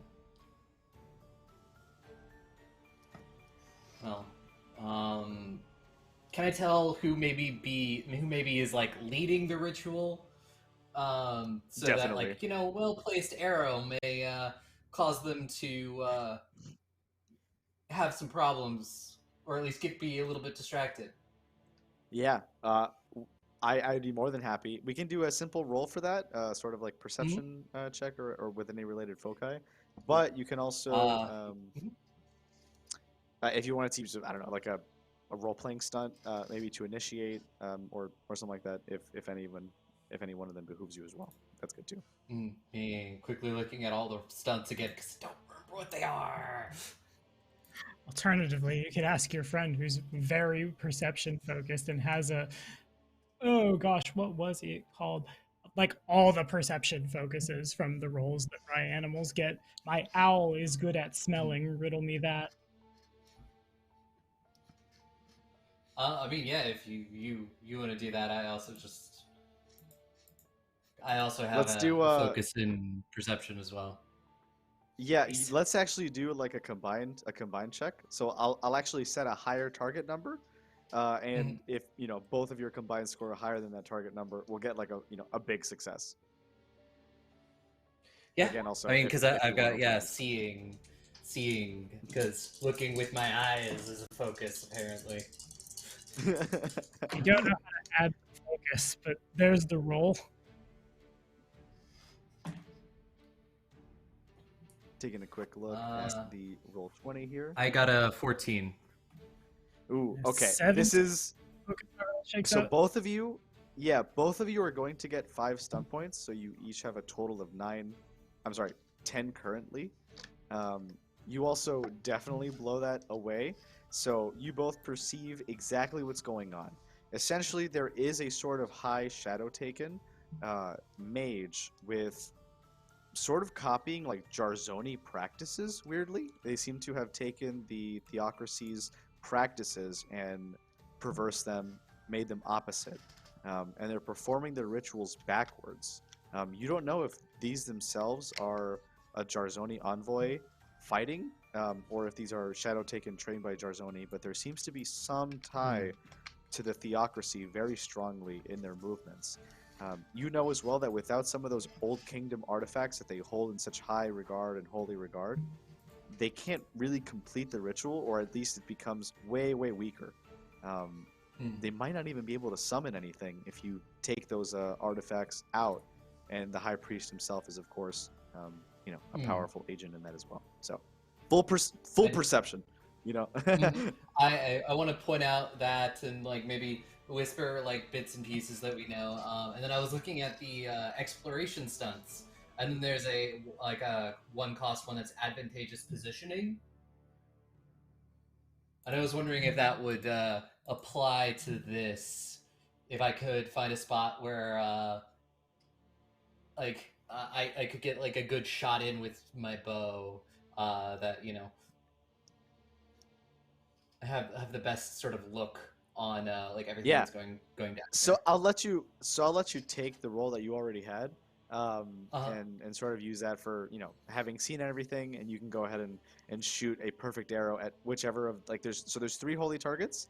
There's a tome, there's a sort of like incense holder, and there is a sort of like, I guess, like, it's not the circle itself that's important, but there's a sort of summoning focus at the center, and that material, those reagents, are the third item collectively.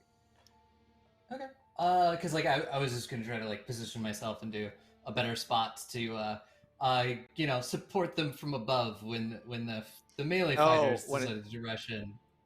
Oh, I see. When it really starts. If Okay, they're- so you're holding Yeah, up. now. that's what I was doing, is just trying to Gotcha. position myself in a spot where I am not going to be target number 1, but I have a good view on sort of the area, like if there's any kind of buildings nearby, like on like a rooftop or something.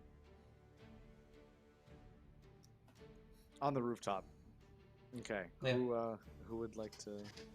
Yeah, you're perfectly positioned, and you can still use that same perception roll for, you know, for the hit next time. Okay, so I have a question about stunts. Mm-hmm. Can I use them whenever? Whenever. Okay. So I imagine, Raksha, how are you going to be approaching this? Are you like running in, or?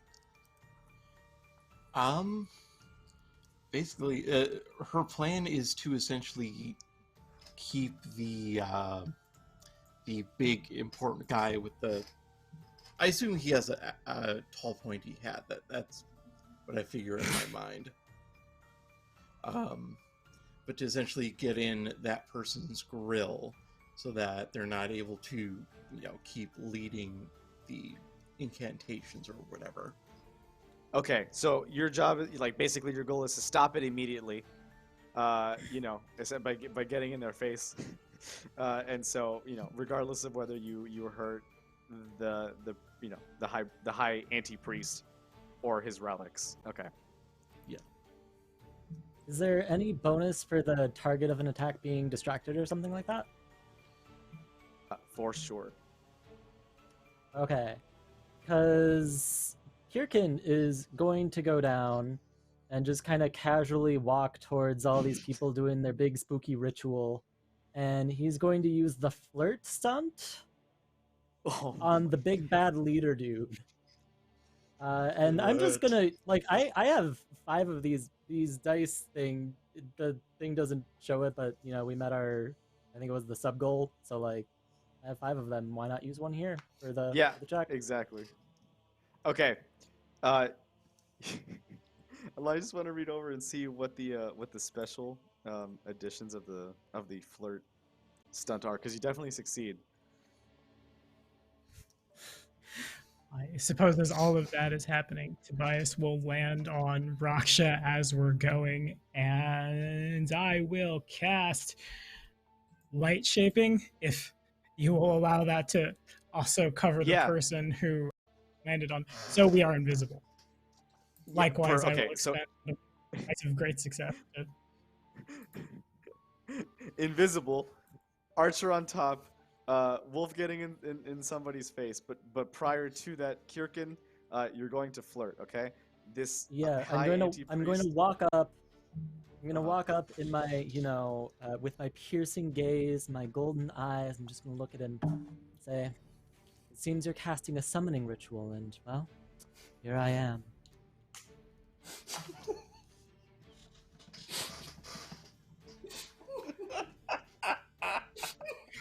for a second, it looks like, you know, purple light or energy is coming off you. He looks right at you.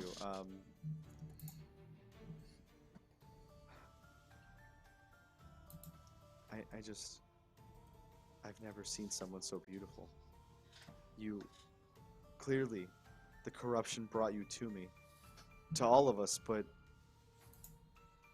I don't, are you here for me? Maybe. I have been looking for someone quite some time, someone foretold by destiny. And I did feel called to this place by a strong presence. My phone's going off. I'm so sorry. I don't know where it is. Not at all. Essentially. I feel This, called by this presence. It goes off. Oh, where was I going with that? It's- I had a. It's place coming that from I was inside. driving It's to. coming from inside your house. It's Yeah. it's Inside. more than okay. Yeah, we'll take a moment to see what this Would you like wonderful to, antique piece has. Would you like to join with me? Would you like to discover more about ourselves? Seeker, the dark. I had no idea that one born of corruption would also ask for education. I'm humbled. I'll do anything to bond with you. Just going to do Great a really sir of like corruption. quick, firm step up, hand on face, caressing their jawline, just like, then let us begin, and just immediately dip under, try and do like a chokehold into the wrestling immediately. By the way, Chyr'kin Unfortunately, has a giant bastard sword on his back, ready to go. yeah, This isn't the time for for that. anything. This is non-lethal combat. non-lethal. Oh, I was gonna. They were not gonna walk out of here if I was gonna start this combat. As Yeah, as per assuming consent, do you consent to additional flirtations with this high anti-priest? Me? Yes. Yes. The reason I ask is because once the chokehold starts, immediately the ancient priest is like, "Oh, thank you. This is exactly what I wished for. My wishes have come true. Look, everyone. Look at the magic Yes, I that the can- corruption can grant you." I can feel the hurt and the pain untangling itself inside you. Let yourself be free. That mad lad. Give yourself to the moment. They really did it. All of the shadow taken remove their robes, essentially apart for each of them, both chest and groin covered by like religious seals, and apart from that, fully naked, cheeks available. And it is a collection of many peoples from across Aldia, not just Kernish. There's Lartians, there's Jarzoni, there's Rizayans, Kernish, of course, Aldians, or Aldis citizens. There's many, and many who start to kind of give their names, their identities, their expressions, and each of their own wishes. The magic on the ritual dies down almost immediately as the shadow taken reveal that really they weren't repressed for magic, they were repressed for contact, for touch, for flirtation, for love, for sex. They stop it.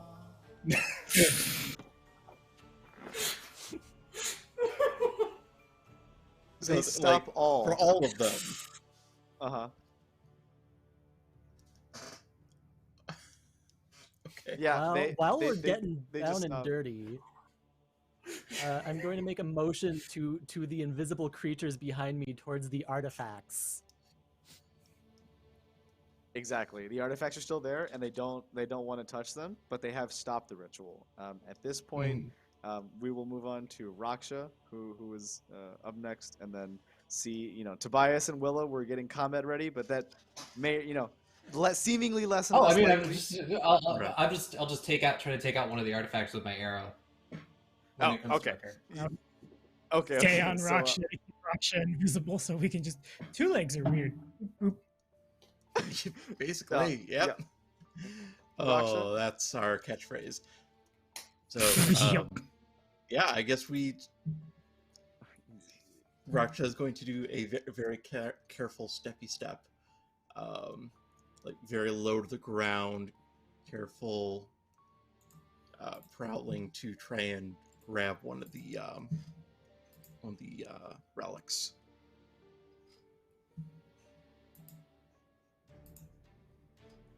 You go right for the tome. You are invisible. This roll is going to be very, very low target number for you. You can do a simple roll, and definitely be successful. Like, probably overwhelmingly likely. Therefore, I probably wouldn't recommend the usage of an auto success. But you can use a stun if you wanted to add a different, secondary effect. You know what? I've been burning out my advantages too early, so I think I'll roll for this. So this would be if you had any stealing foci, accuracy? yeah, I'll Any take what? I'll take either. I'll take either. Dexterity probably being more likely for me. But if you had any like foci that were relevant to stealing of an artifact, I'd happily let you use it.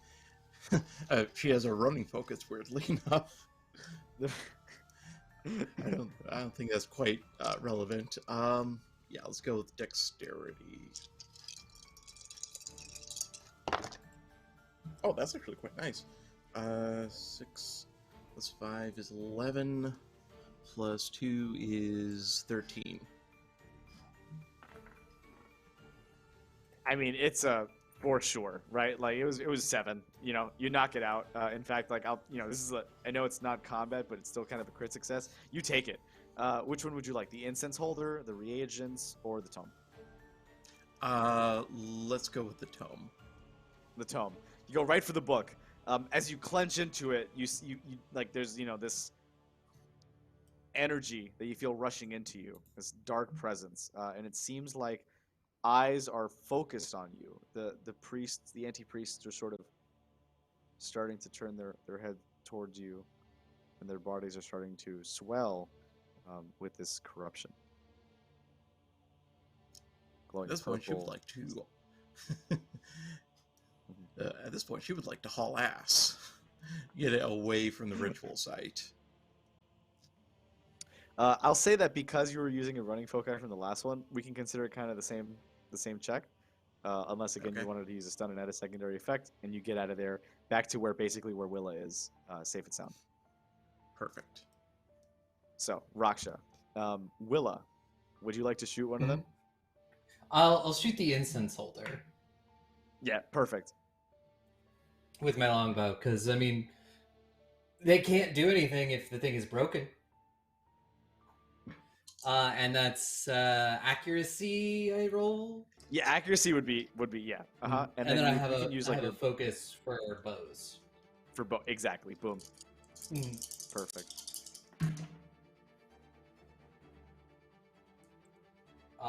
And that is going to be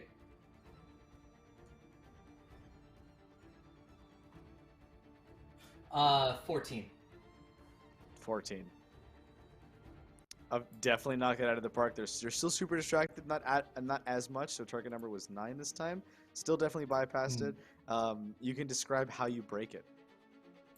It's like one of those long chain ones, with a kind of rectangular base. Yeah. Well, where the rectangular base is, I'll just right above, like where the chain connects to it. The arrow will go through that chain, and then the thing will just fall to the ground and smash. A little bit of in between there, where the ground is, it actually falls in the hole as he was holding it right over. So it actually falls all the way down, and then you hear like this huge crash, and then for a second, this energy pop out. As a couple of yells from down below, but more fear than pain. And obviously the yells calm down as the light dies down as well, and you know that you were successful. The artifact was broken and nobody was hurt. And Tobias. can I spend a sorry. stunt point Uh-huh. to Please. do bon mot? This isn't and, Tui. Essentially, God, I was just like,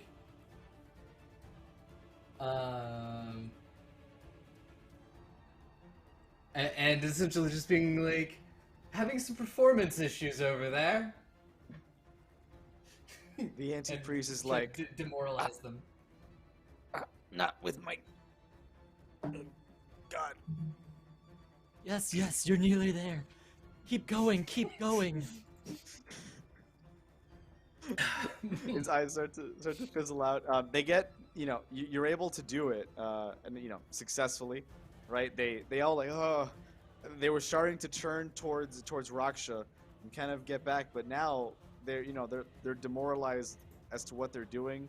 The corruption leaves them, and they start to calm down to what they were really, the important thing here. Their sexual repression. So that they're back to being horny, and that's really all they care about. So starting to like hold hands, hug. There's many of them who are even embracing a kiss, and so as love seems to be winning out in the end. Tobias. So as we're approaching, I presume I am perched on that collar of, hey, don't actually wear that because you'll get in trouble, but thank you for wearing it because now I have something to hold on to you when you take off. Is there the remaining artifact? Is it small enough that, well, I guess what is the remaining artifact that isn't picked up by Raksha or shot? It's like a powder base with like trimmings and other such like nail trimmings, like dust, like all sorts of just like gross stuff in a kind of pile.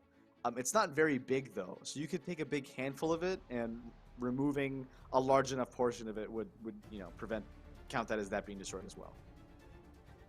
I suppose I could take a big handful. It looks at wings. I suppose as we go by, I will cast Move Object on it. Yeah, I can cast Move Object and maintain the invisibility concentration, which is the important one because I'm trying to not get Raksha shot to pieces here, and just like casually push in whatever direction the various reagents, such that maybe even they go into the center of that pit or somewhere where they can't be found.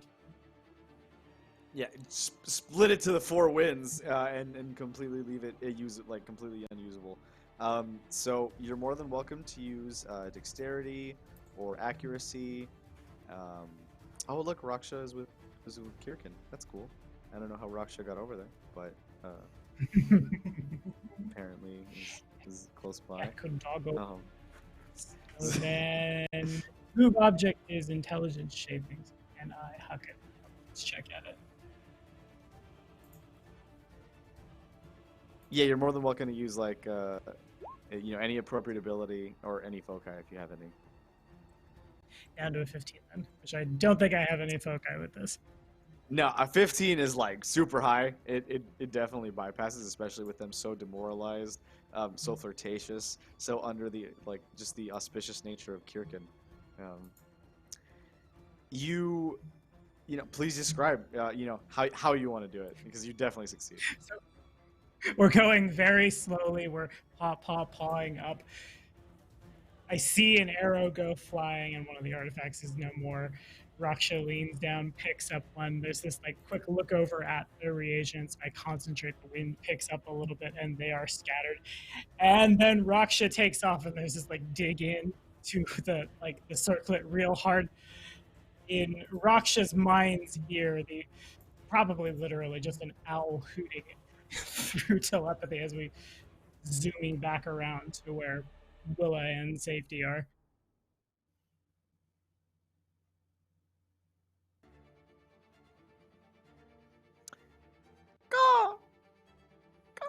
Just it rings out in the night.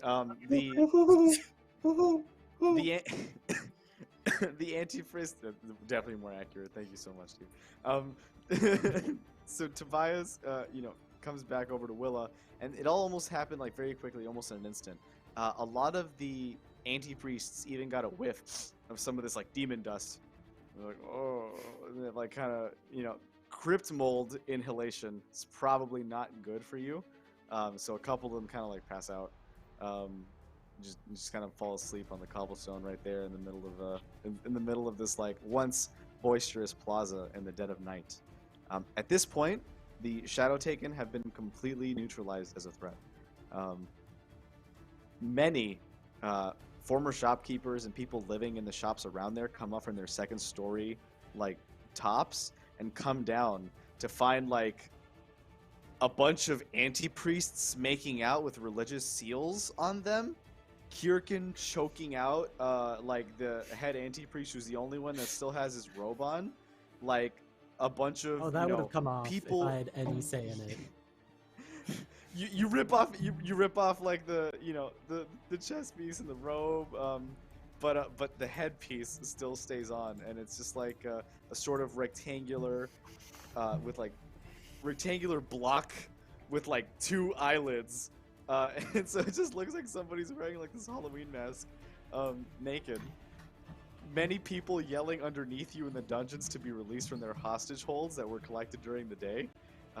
And yeah, that's the vision. How does everybody respond to these Kernish citizens finally coming back out and feeling safe? I'm just like, can I try to essentially like try to rally people? I have under communication, I have performance as a focus. That would be so good. Yeah, You're essentially more than just welcome being to use like a stunt Mhm. or auto success. Stunts. There's a stunt. Yeah, I'll probably use an auto success. I haven't used any of mine yet. Awesome. So you succeed then if you choose to go that way. Yeah. And well, there's, like, how do passion you want to do inspiration. this? And then just essentially be like, as you can see, we have dealt with these shadow priests, but it is up to all of you to truly take your city back from those that oppress it. And you know who that is. You know the nobles that let this happen in your city. You must storm the keep and help us take them down. Like it's like crowd screaming, yelling. Like majority of them are very hype about it. Any like basically fighting age people, Kernish citizens, whether they be humans, night people, maybe even like some right creatures. Kernish is still a diverse place where work does happen, even though life is tough and people struggle. These tight-knit communities are a huge reason why this place can still thrive, even in the shadow of such like corruption and oppression. The fighting age, and fighting condition people push towards the noble keep, where the rest of the Order of the Blue Rose Knights are, kind of attacking that noble or dealing with that issue. So, they each went to different ways. As word like spread around, basically the convoy was on their way. You got there before them. That there were some drunk dolphins on the river on their way to Kern that came from Roamer's Rest, and usually when that happens, like that one time they see dolphins, that's it. Once that pod goes out, whatever happens there, like it's gonna get resolved one way or another. So the news has been spread. It got there before you, so they went to a different objective once they saw where you went to. Mm-hmm. They go that way. So you've done good in providing more troops towards fighting the nobility. But the important part is that as you free the hostages, or as they free the hostages and kind of come out from underground, they call out to you and they say, "Yeah, I know who did it. The cult of the Crimson Flame. They're the ones who egged these Shadow Taken on to do their bidding. The same ones who left the Whisperers in the mines in the mountains. This cult, they seek to restart the Shadow Gates. The Shadowed Seven, they're selfish, they're cruel, but the majority of them only want to stay in Kernish land. I can't imagine them doing something like what we saw only a week ago. those shadow gates everywhere, every land burning. It's a miracle, whether that be the Exarchs of Shadow or the Holy Seven. I don't know, but it's impossible. It's the cult. So, this person, this citizen, has given you some information about who they think led the Shadow Taken, which again, Shadow Taken had their own reasons, but probably egged on by somebody. In this case, the cult. Threat 1 neutralized. What's next? Do So we I have know a quick anything about where thing. the cult might be located? Or is that it?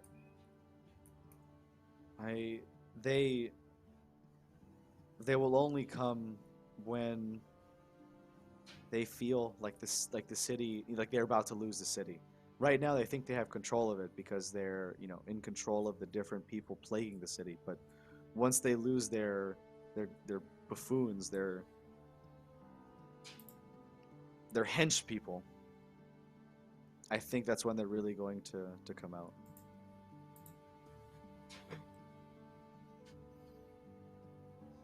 So they need to be told then.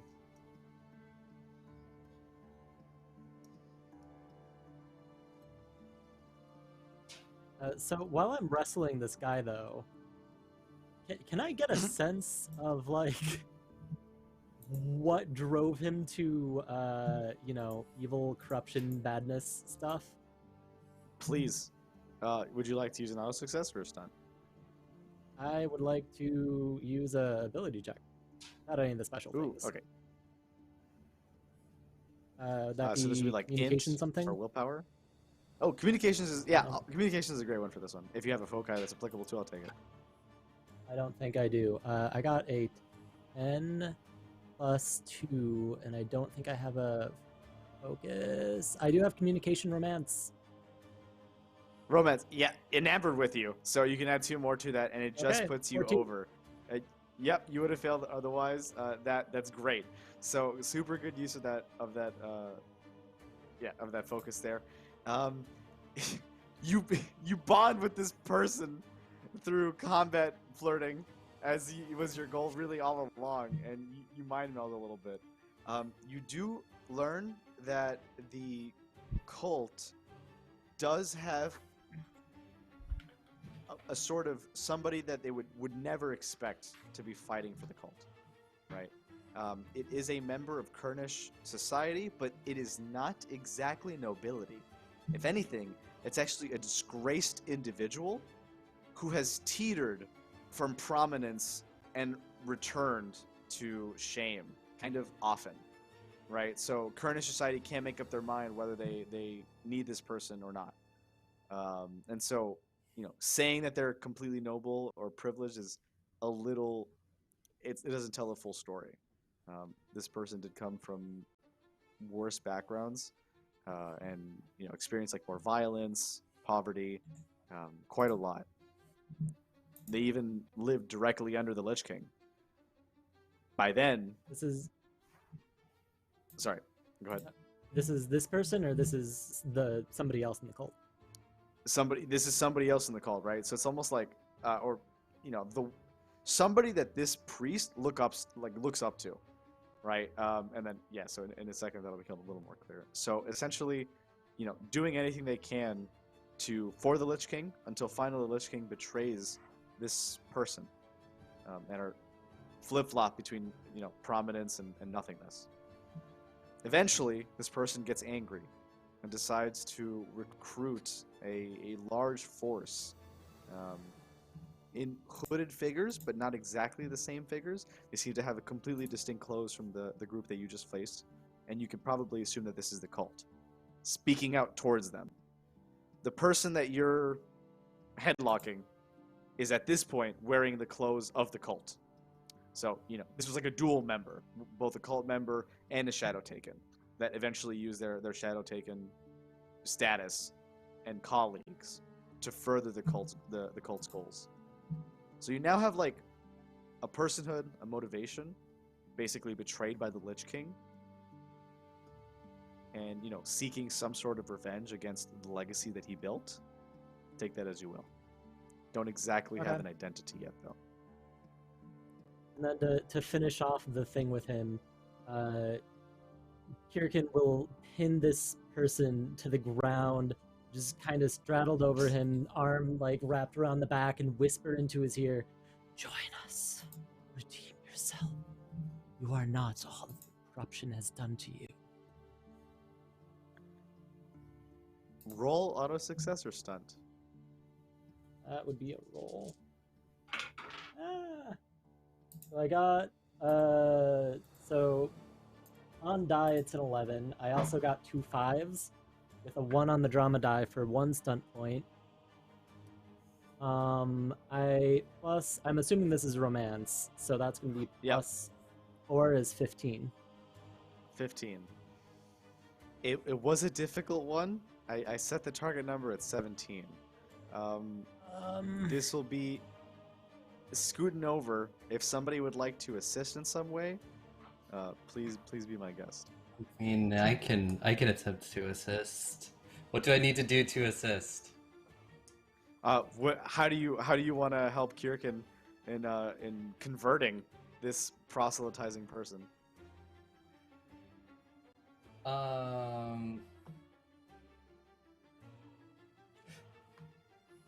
So it's a great question.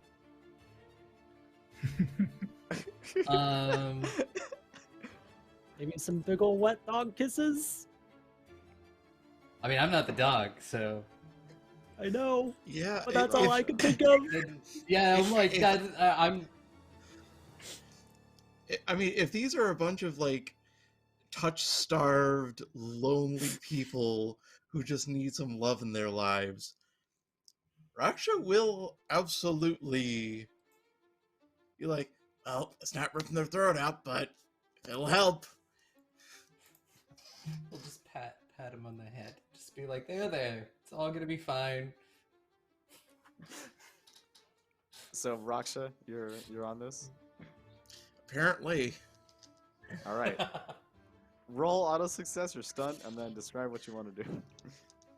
For funsies, let's go with auto success. Ayo. Okay.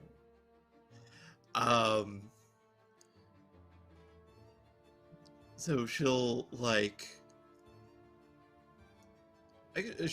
come up behind the guy, and this is the guy kind of like trying to rile a crowd, right? Or am I... Yeah, exactly. Well, Okay. at this point, straddled to the ground and like kind of face on the pavement. That still does lead the shadow taken, and Chyr'kin is converting them, almost there, but not quite. Needs a little bit of assistance. Okay, so she'll kind of lay down right in front of him, pause right there. Be like, "There's a better life than this. I think you know that. Maybe it's here. Maybe it's 100 leagues from here. But this cult, it's not good for anybody. Be free."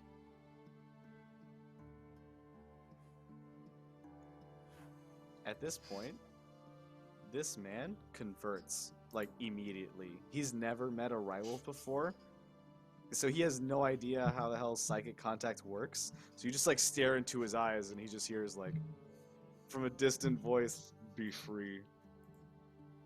Renounce." He's like, "I've seen the error of my ways.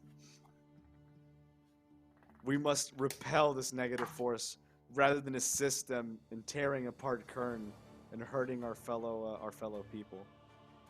Shadow taken, don your robes once more. Let us assist the Skull Knights in the retaking of the Kernish capital." And like they're like, "Do we have to?" Like in almost unison, and they all like get up from the pavement where the diddles were happening. They're like, "Ah, shit. Put on everything." There'll be It's time backwards. for fun and jovial times later. Think of all of the parties that will happen once the city is retaken. as we all like reach towards the plaza, the civilians even start kind of pouring them drinks now that they've agreed to go fight the cult's forces elsewhere. You have a choice of where to send them.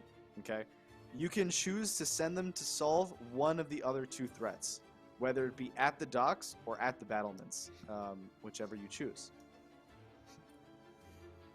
I think the docks seem like a good idea.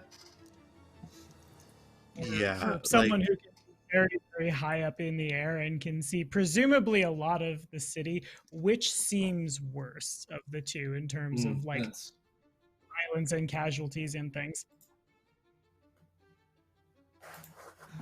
I'd say that for the civilians, the docks is more pressing because they're losing precious supplies and like there's many like a shanty town there essentially that if those tenements start to burn, like it's over for those people. But the battlements are why they're using siege weaponry to stop whatever's at the gates is probably pretty important too. And if they get through, there might not be any city left to defend, minus just the docks, right? So one is more important for like soldiers and kind of the overall security of the town. One is more important for like civilian life. Okay. So I suppose I will land amongst the party. We should send them to the docks. Whatever's coming through the gates, I don't think a bunch of people with looks generally at whatever people are carrying to fight with that presumably is not weapons. The proverbial torches and pitchforks, I don't think. I think the battlements are an us problem. Yes, that does sound about right. Very well. You should all go to the docks. You are needed there. You will find redemption. Trust me. or fighting. Redemption through fighting. Redemption through fighting. Thanks. Close enough. I expect my Coke in the mail. That's the best way I've heard to ask for it. Like, I think bar none at this point. So we've agreed on sending the Shadow Taken to the docks, and then the party helping with the battlements. Yep. Take off, and they sort of almost do like a Silver Surfer, like long ice road that they create out of the purple miasma that they were using earlier. This is all sorceries, and this is the first time we've encountered sorceries really in Blue Rose in the West Marches campaign thus far. They were incredibly powerful, but neutralized through the power of love. At the end of the day, that's what matters the most in Blue Rose, and peaceful solutions can always be found. So, just absolutely wonderful job, well done. You know, and they're now helping you. You know, in a different part. Now, it is exceedingly difficult, but the party has had wonderful successes, you know, the luck of the die, but also thank you so much again for our 5 subs and our auto successes. You know, make all these happen at the drop of a hat. So the docks seem to be like the enemy galleons start to burn a purple and black fire. They start to sail off as like basically the flags fall into the bay, and they start to and they start to sort of hang on to the wreckage as they were making off towards like underground caverns and rivers. Kern is mostly landlocked, but this is and faced by mountain ranges. But this is one waterway that the city could use, but no longer. The citizens rejoice, and food is starting to be passed out to them as the citizens that were trapped in the plaza can finally return to their housing near the docks and continue to, you know.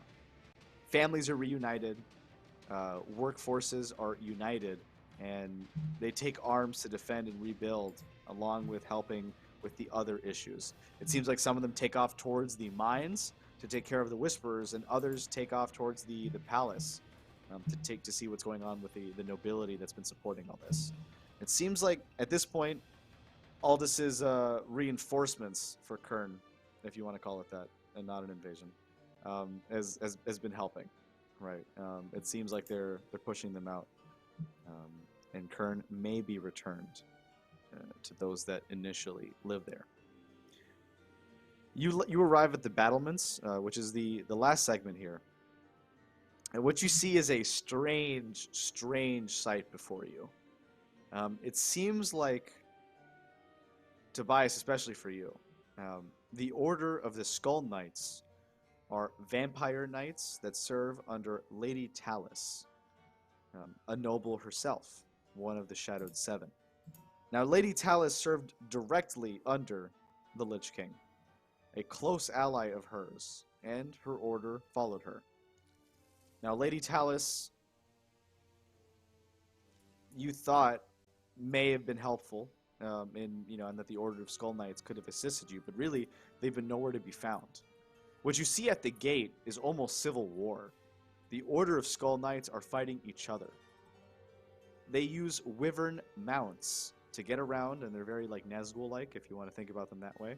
About half of their wyverns and about half the knights are on the other side of the wall trying to get in, and they are empowered, emboldened by this corruption magic that the Shadow Taken used on them. Now, you're not exactly sure if these are cult members or not, but it's clear that these do not have the interest of Kern at heart. Lady Talus is probably in the palace, but on your side, supporting you, is a knight known as Sir Alaric Xerxes, the Knight of Mercy. Tobias, you know him well. Somebody that was in the service of the Lich King for many years, until he was betrayed by the Lich King, and after Jarek's fall, given a new position of equal status. He fights on the defending side of Kern, preventing the other wyverns and skull knights from entering. This may Is or he may hot, not ring a though? bell. You can only... This is a... This is a head-covered situation, but the build is like Joey. So, The big yes. dolphin. Oh boy. The build is dolphin, yeah. Is dolphin, otter body, right? Dolphin body, so... Yes. Good to know.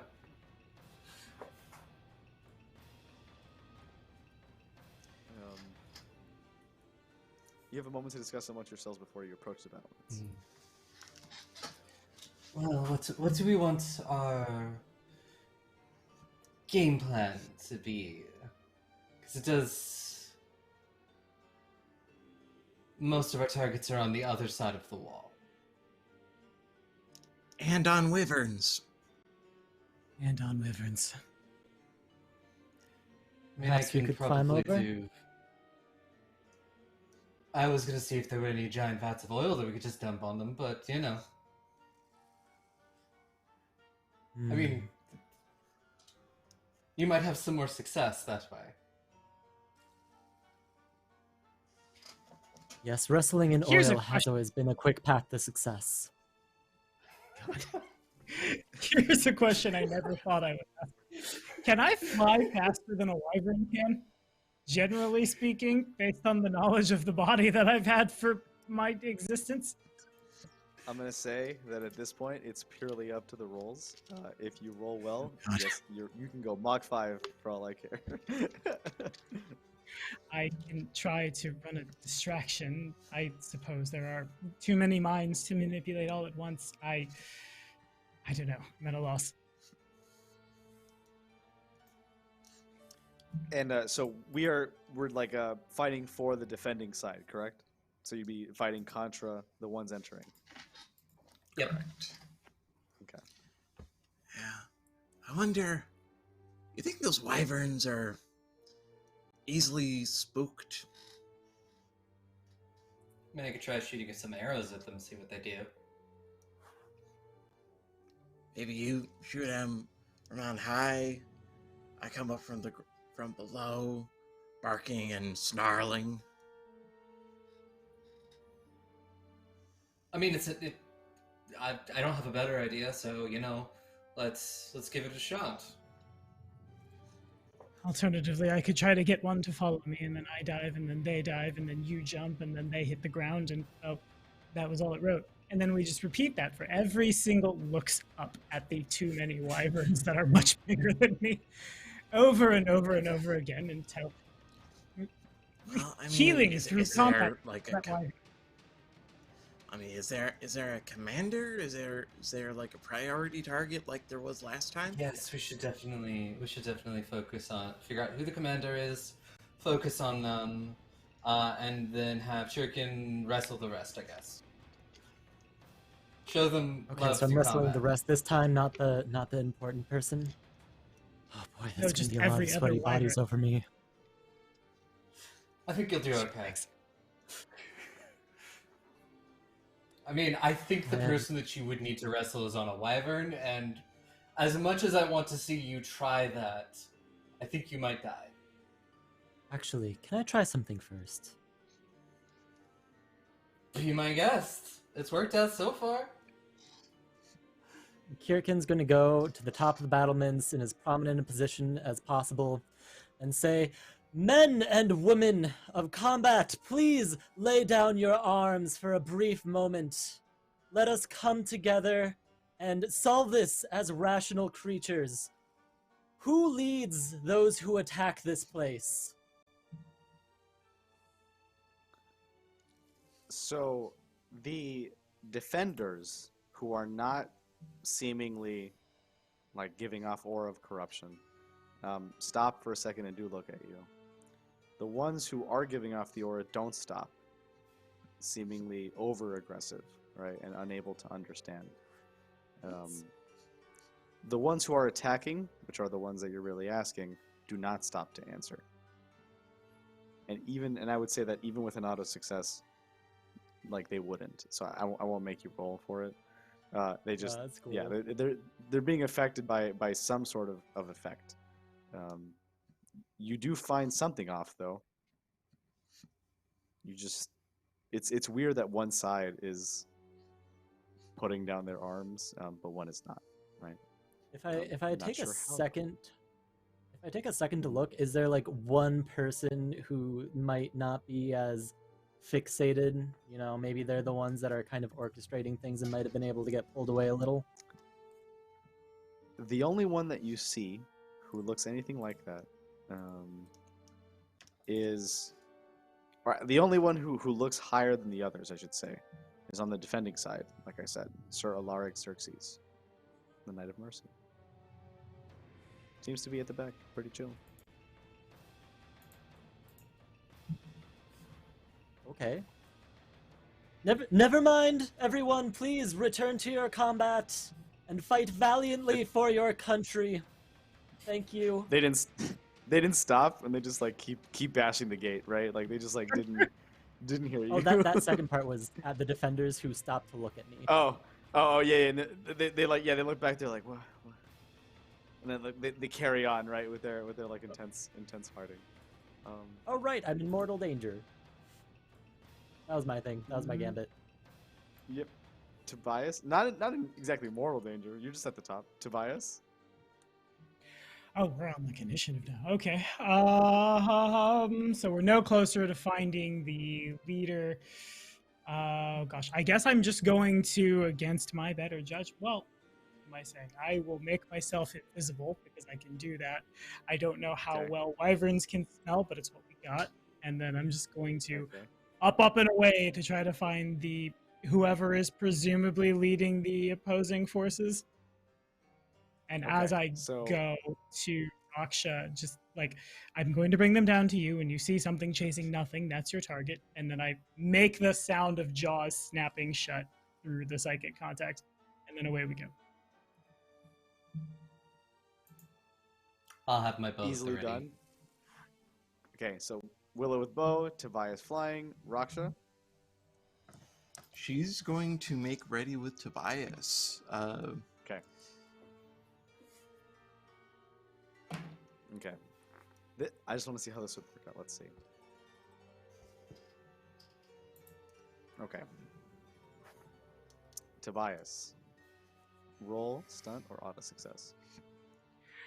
I'm gonna roll for the sake of the drama. I have all these auto successes that I'm staring at. I'm like, yeah, we're gonna roll. Yep. So I am flying. I am looking for someone. I assume that's perception. Yeah, I'll Plus take two. perception for that. So a total of 20 with the focus.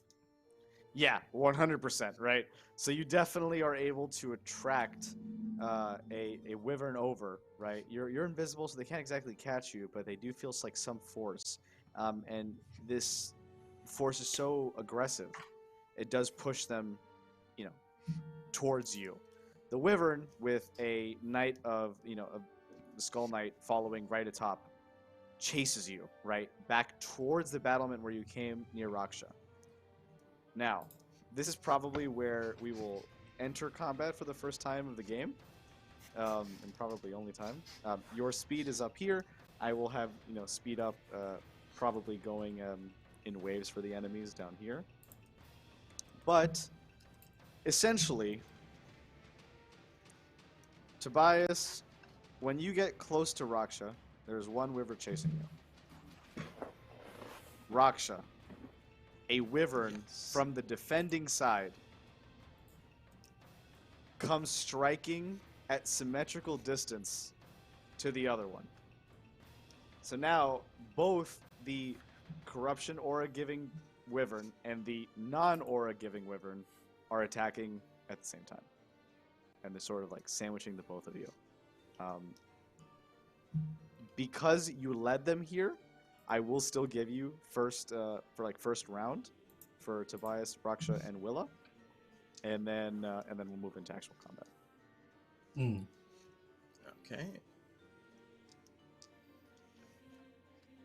So then I suppose I will just try to establish a psychic connection with the non-corrupted wyvern's rider. Do I run into any resistances at all?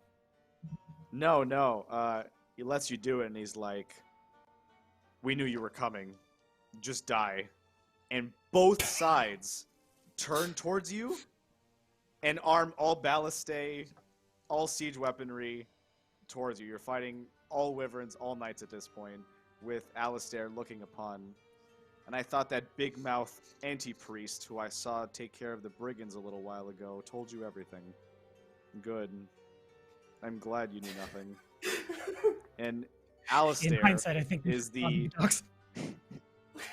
Alistair was the prominent figure who lost prominence and regained it, and is now taking revenge by taking Kern back with his own two hands. Nice. So then we need one less thing chasing me would be ideal. The wizard is checking his spellbook. Stand by. Aggressive scrolling intensifies. I think I can do this. Do I have the time? I do. Okay, so I'm going to cast sleep on that dude's wyvern. He's not flying. It does sleep him successfully. The wyvern, I'll say for the sake, there's a lot of targets, so it's fine, right? It does sleep him. As the wyvern falls, he hops off and he's like, "I didn't need it anyway," and he takes out his old kingdom artifacts, blade enchanted with corruption magic, and gets it ready, cape in hand, to strike at you. I am the Knight of Mercy no longer. The only mercy tonight will be the one that you beg, and I will deny you. Alternatively, I'll turn invisible and fly away. And I just try to get as far away as I can and leave it to the fighters. You sleep, run, done. Completely doable. So you just the wyvern's coming to sandwich the party. You're just nope, and you just you just change course at the end, after a quick slingshot sleep, and then go the other direction. Raksha, you're next. Okay, so this guy is now on terra firma. I guess that guy's gonna be our big target. That's true. Most likely. Okay. How far away is he, out of curiosity? At this point, pretty far, right? 80 feet. Okay. I'd say probably 20 sets of wyverns and soldiers on both, 10 each side, so 20 total. in between you and him. Okay. Okay. Well then,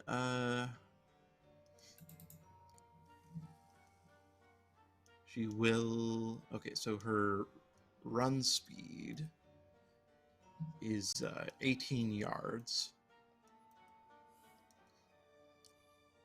That's the major action. Yeah, that would be enough.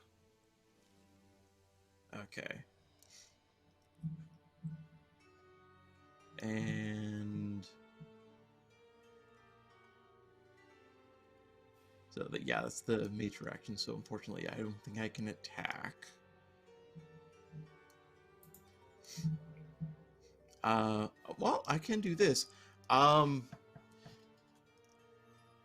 She will, with the minor action, she's going to press the attack. So Raksha runs up to this thing full gallop, and just snarling, teeth bared, ears back, yellow-orange eyes glowing in the dark of battle. And she's making it very clear she intends to eliminate this thing from the battlefield. And if he charges past her to get to the folks at the battlement, he has to go past her.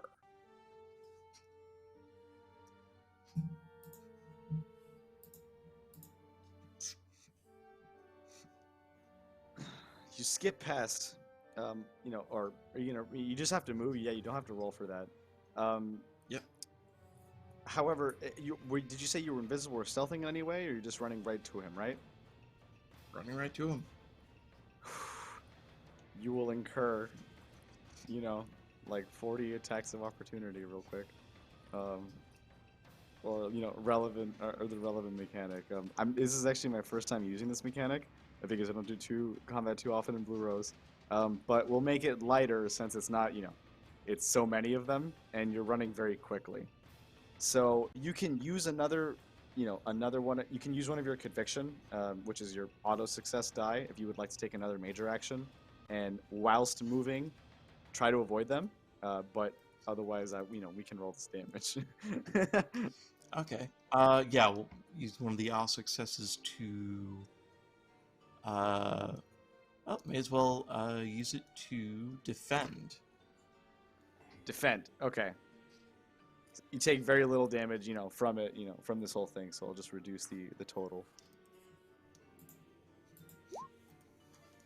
All right, you take 13 damage. Okay.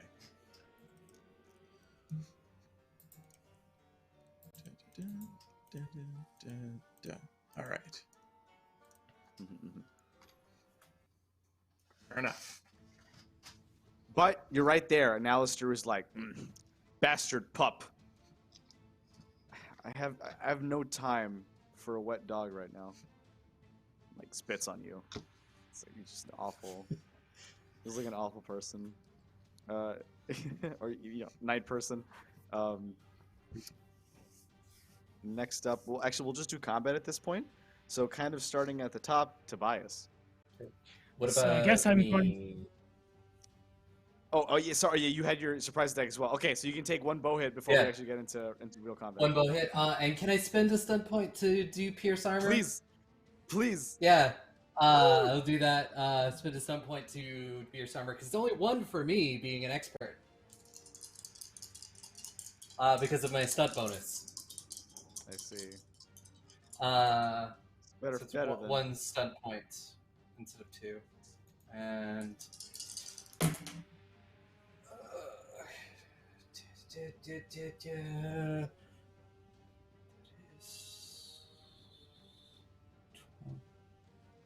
And that'll be 18 for accuracy.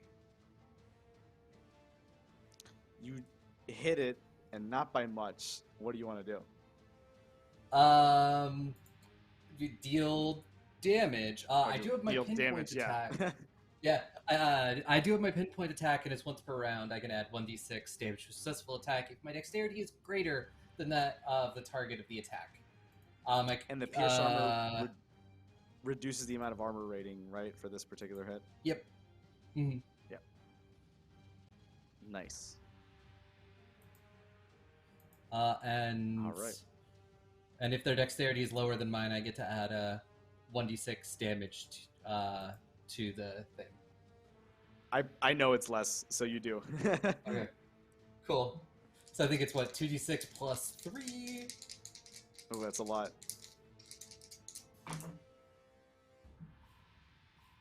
So that's gonna be 15 damage. I know what level 6 is. Quite a lot. It would have been less if he had the the armor rating, but you used pierced armor, so pretty good hit actually. Alistair, while laughing at Raksha, takes this arrow in the gut, right through like the space in between the plates. So that works out perfectly. We will start at the top of the order. Tobias, you're up. Okay, so then I'm gonna try to find a place to land because I won't have the economy to maintain illusion anymore. Is there some place nearby in the chaos a teeny tiny little owl can land and be hidden from the too many wyverns? You're still invisible, and honestly, so many of them are chasing you at this point that if you landed near Alaric, there's no guarantee he could stop them on time. It might be something you'd want to do.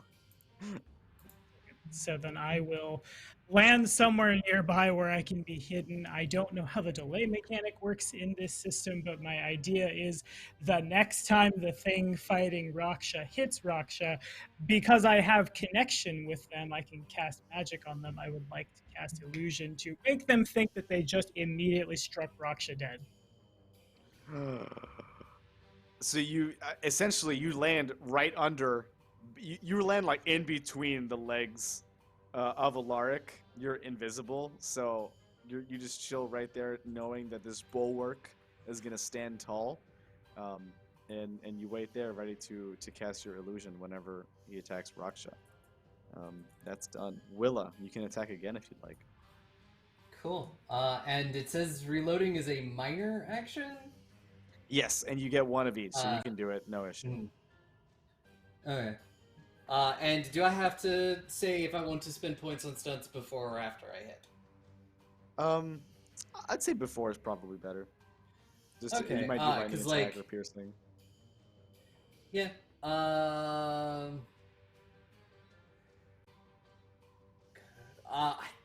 kind of want to do lightning attack because I think I have. If I'm keeping track of my stunt points correctly, I think I have enough. Yeah, you do. Hmm. Attack twice. There you go. Lightning, Yeah. lightning attack. Hmm.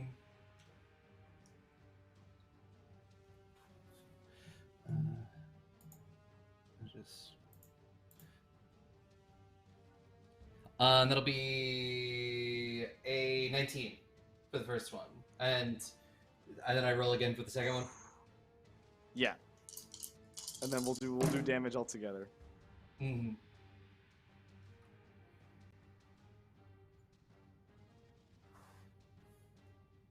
That one's only a 14. It does not hit, unfortunately. Hmm. But the first one does. Cool. Attack, and then it's just normal damage. Yes. So it'll be 8 damage. 8. Okay. For this one, due to the armor piercing not being on this one, he only takes 1 damage, unfortunately. It's pretty. The armor piercing was great for that first one. Next up, Chyr'kin. Yes. So, Chyr'kin is going to see that the big bad evil dude is doing his big bad evil talks and therefore identifying themselves. He will sprint and do parkour over to that location. You hear that, Specifically, like Raiders? I'm imagining. We just got a raiding party. Thank you so much. Yeah, I really appreciate House Chef Collective for the raid there. And yeah, Chyr'kin, our wonderful sea folk, is doing parkour right now and sprinting to fight a betraying Skull Knight. So that's where we're currently at. Chyr'kin, what do you do with your parkour? Chyr'kin will, yeah, parkour to get closer. Hopefully within range. Parkour. Is exactly how it goes, just the left and the right. With that, Doing the wall run and then hopping over to the other wall run and then hopping back, because that's totally how it works. Yeah, do a barrel roll. That's a good trick.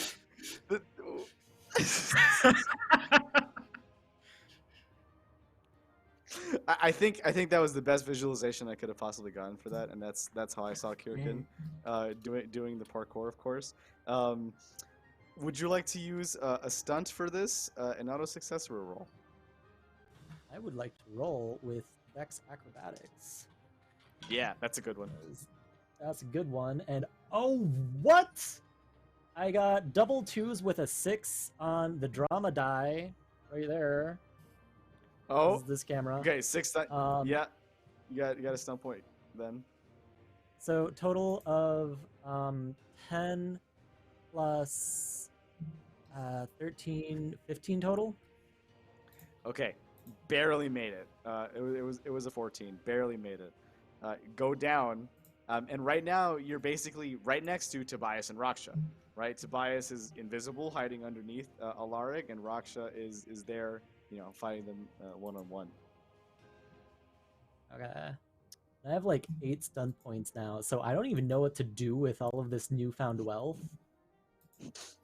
Put it in your boxers. That's what you did with the last newfound Yeah, wealth. put it in your He-Man dog. It's fine. This is where all wealth goes.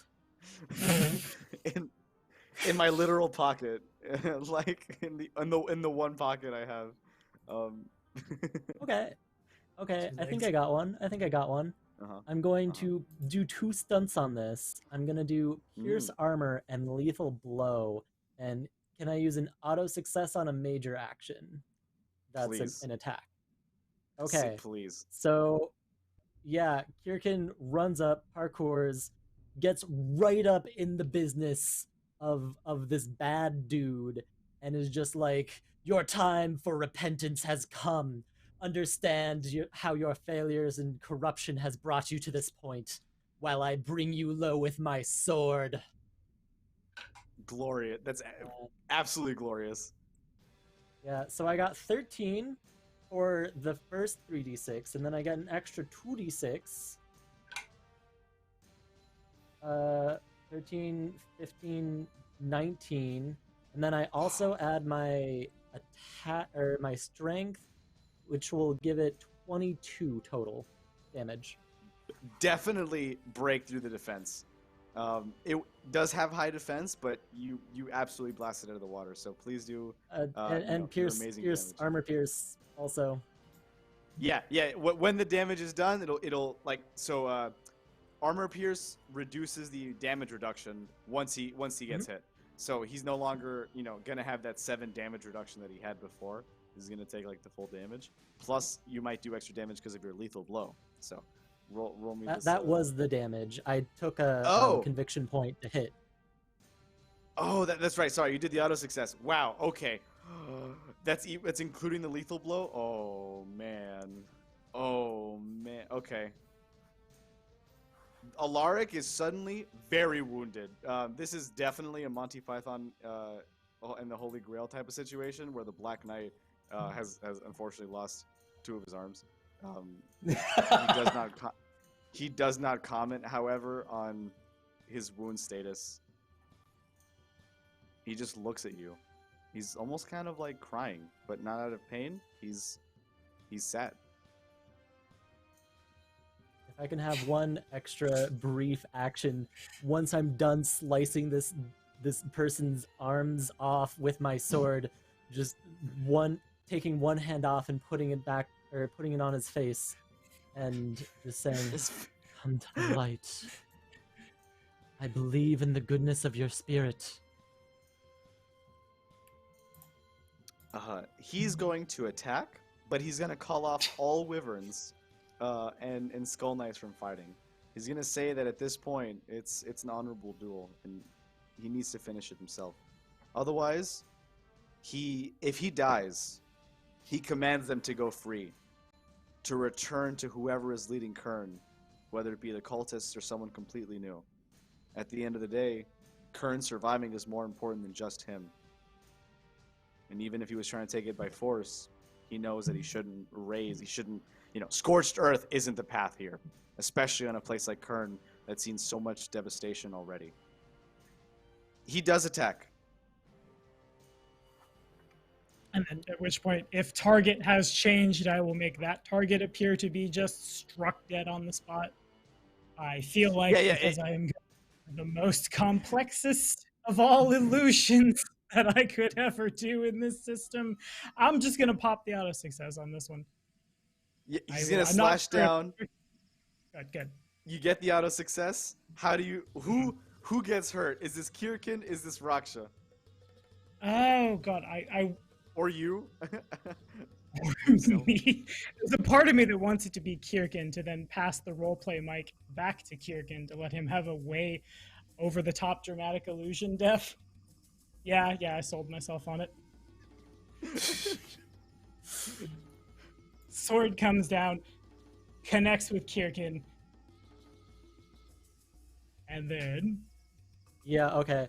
I wasn't sure if you were gonna... Okay, yeah, so Chyr'kin, illusion form Chyr'kin is going to take the sword and just pull it further in, just cleaving entirely through him, and then just with his last illusionary dying breath, "You're still not lost," and then just slide into two pieces with a very wet thud.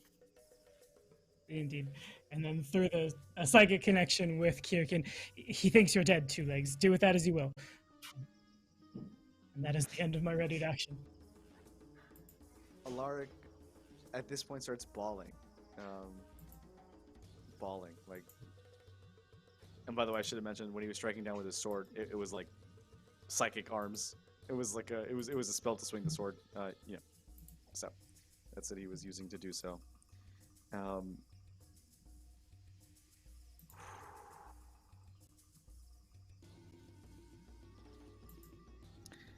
It's back to the top of the order, because Tobias, you readied. So, what are you gonna do? I don't think Raksha did anything yet. Oh, sorry, Raksha was 8. Yeah, it was after him. So, Raksha's gonna do what she does best, and she's gonna carpe jugulum. Jugulum. It's somehow way better than coup de grace. Like, it's so much funner to say. Yeah. So, gonna roll for this. Oh, that's... Ooh, okay. Yeah, so, I heard that die clip. That was a good one. So, 2 6s plus 4 is 16 plus accuracy for Raksha's bite attack. Math, that'd be 20, I think. You succeeded. No, 16 was the defense, so any more than that, and you've already gotten it. So, nice job on the hit. What do you want to do? Well, I did get 2 6, so I think that opens me up for a stunt thing. Yeah, I should have. Yeah, I apologize for that earlier. Stunt is better used after the rolls, so you can do it that way too. Willa, you can definitely do that on your next turn if you'd like. Okay, so this guy's really hurt. So I think we're gonna go for the big thing. I'm gonna go with the lethal blow. So -5 stun points. Do it. Which I believe that is 3d6 plus 6 actually. She gets an extra +2 from Tooth and Claw. It's on. It's not looking good for Alaric right now. 4 8 plus 6 is 14. 14 plus 6 is 20. Please describe what happens in the final moments of Alaric's life. So, he's bawling, he's upset. The guy is like distraught, he doesn't have any arms. Maybe he like just turns to face his other opponent. Raksha's eyes are right there to meet him. This ends now. And just with a lightning strike, gets him right under the chin, right in the neck, and rips away everything under the chin. Everything in the neck, the trachea, jugulars, arteries, everything. In the end, nature has reclaimed what was always belonged to it. Yeah, that dude's that's a way better succinct. Yes, that dude's throat is reclaimed by nature. The fighting immediately stops. The ones who had corruption streaming from them see the aura leave. It seems like Alaric was a beacon for the sorceries of sort. It seems like he had been delving into the dark arts further and further in recent time. It seems like the ones who had the aura were ones that were actually trying to defend Kern from his civil war, and they were forcibly turned by the Shadow Taken, which is what he assisted. Which is what the anti-priest assisted Alaric with earlier. At this point, Kern's township, its capital city, has been returned to mostly peace, or at least a return to what it was before. The people can recover, and a new morning starts to dawn as the dock has been cleaned up and food is being given out. The Blue Rose Knights are actually leaving the palace victorious. It seems like they've actually arrested Lady Tallis for being complicit with Alaric for starting this. Dame Trestle, who was the delegate representative prior last week, sees her lover, Lady Tallis, being arrested, and she doesn't know how this could be possible, that essentially her lifelong cohabitating partner was the person behind these attacks in Kern all along, who masterminded them. She takes upon her responsibility, and now the Shadowed Six stand tall, with Dame Tay having the power of both the Foreign Ministry and the Skull Knights.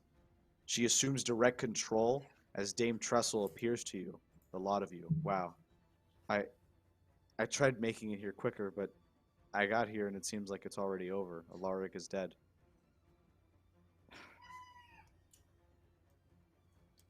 Tallis, how could you do something like this? We were finally rebuilding past Jarrek's rule.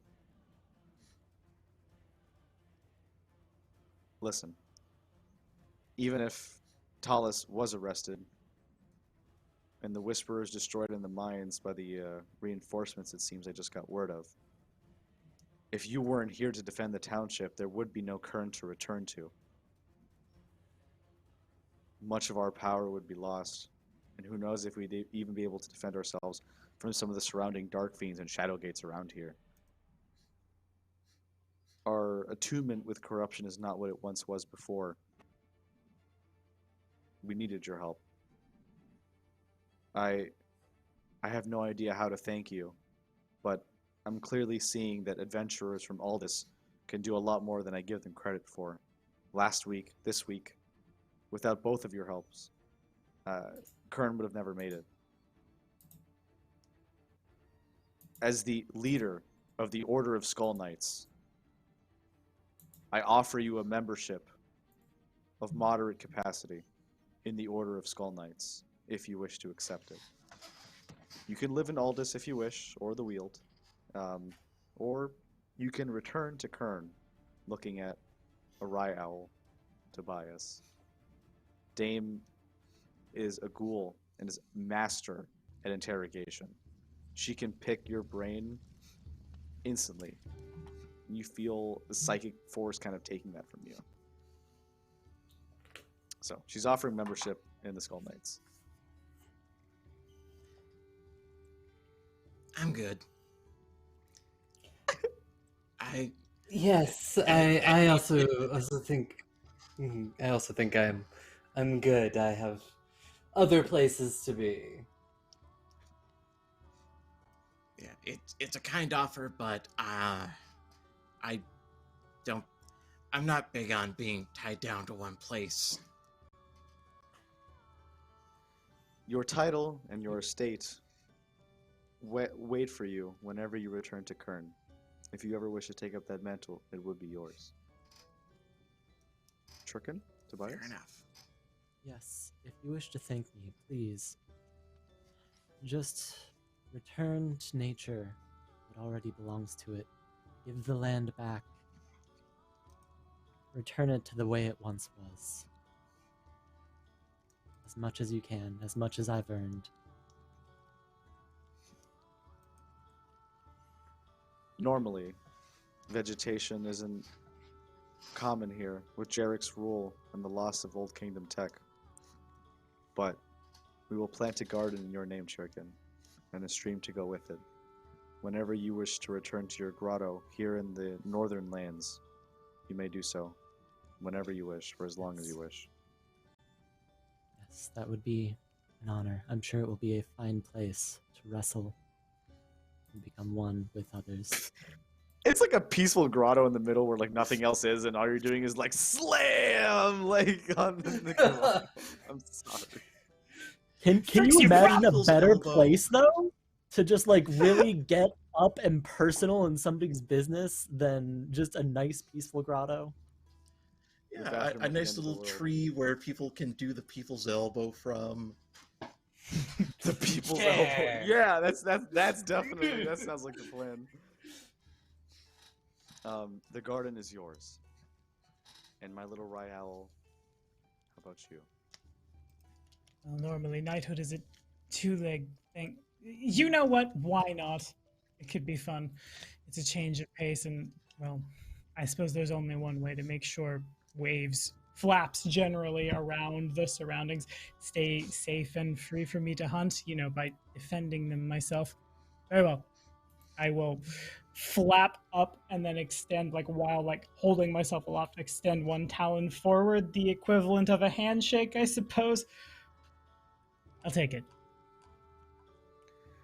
She claps, and out comes a sort of two ghoul servants with boxes, and it has a small, already forged skull helmet, and skull armor to go with it, right? So it's extremely light, heavy armor that you can wear whenever you wish, and there is a helmet that comes with it with giant eye slots for your starry eyes.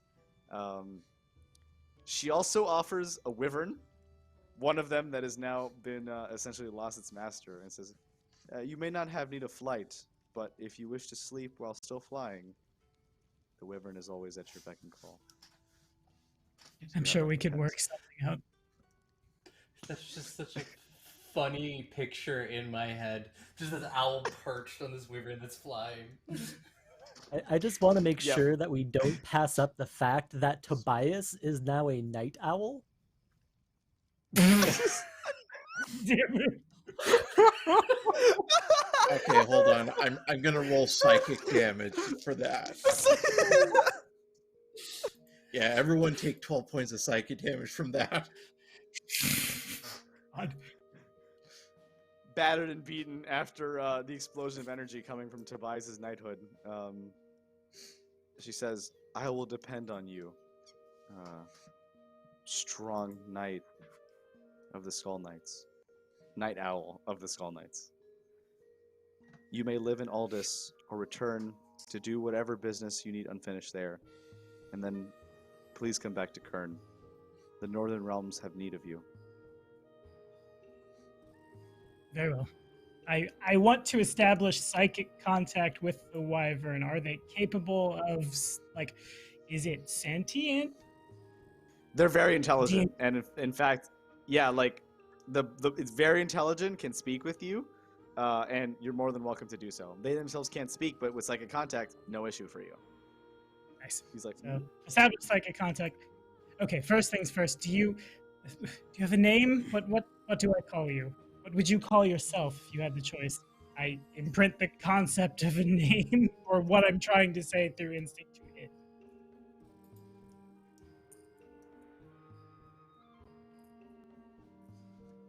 Asdar. Asdar, fancy. Okay, first rule, Asdar, don't eat me. Second rule, I land on like the saddle horn, I suppose. This is where I'm going to sleep when we're places. Third rule, don't eat me. And yes, very good. We should be just fine. Very good. This is totally said. Obviously very anxious, holding on to the newly found wyvern. Very good. Master. Yep. None of my old masters ever spoke to me the way that I felt like I deserved to be treated.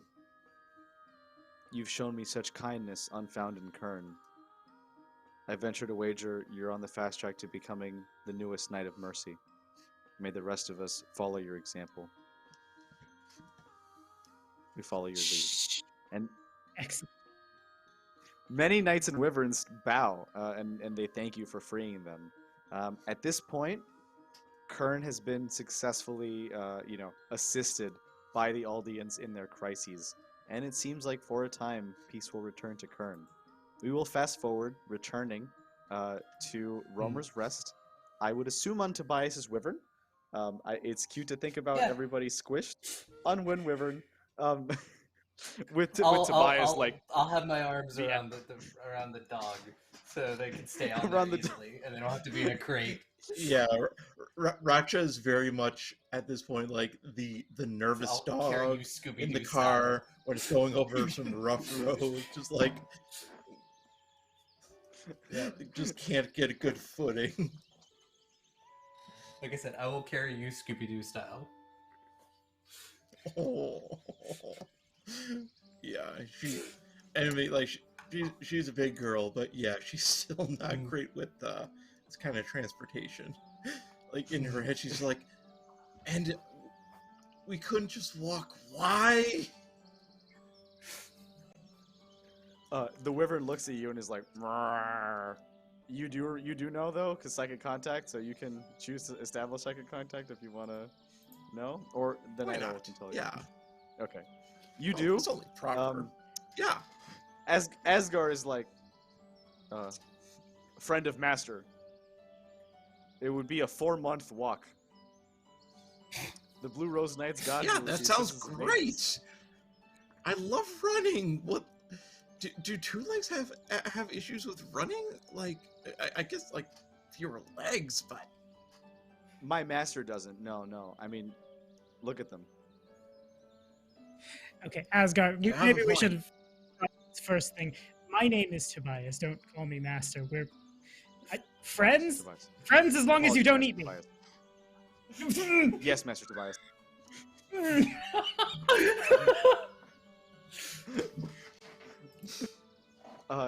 You make it back and you hop off on Roamer's Rest and get back to whatever you were doing prior. Let's hear about some epilogues of what your character would be up to or wanting to do as we end, and we'll roleplay them a little bit, and then we'll finish off with outros. So, who would like to have their character epilogue first? I mean, I can Or together? Yeah. Yeah, I can go. I'll immediately getting back to the bar, seeing if Barley is behind the bar. Barley is been waiting for you for a day, and they haven't moved a spot at all. And it's like, you told me you'd pick me up, so I waited until you did. I knew you'd come back. I promise. And I just want to pull them over the bar and kiss them. Oh, it's so sweet. They're blushing. He pulls back away from the bar and hands you a blue rose, and says, "Usually, it's funner for me, or it's more about fun. It's more about the physical connection. And don't get me wrong, I have that here too. But I think I really like you, Willa. And she goes in for a cuddle. Yes, I will do that. And they're like, I think I really like you too. She's like in like sleeping gear at this point, and she like just hands like a little candlestick and asks for your hand to take you upstairs. I will go upstairs. To heaven, Willa Yes. and Barley go. So that's where Willa's epilogue will be until the next time that we see Willa drinking with Barley, most likely next week. Who would like to go next? I mean, Chyr'kin wants to wrestle the wyvern. That's it.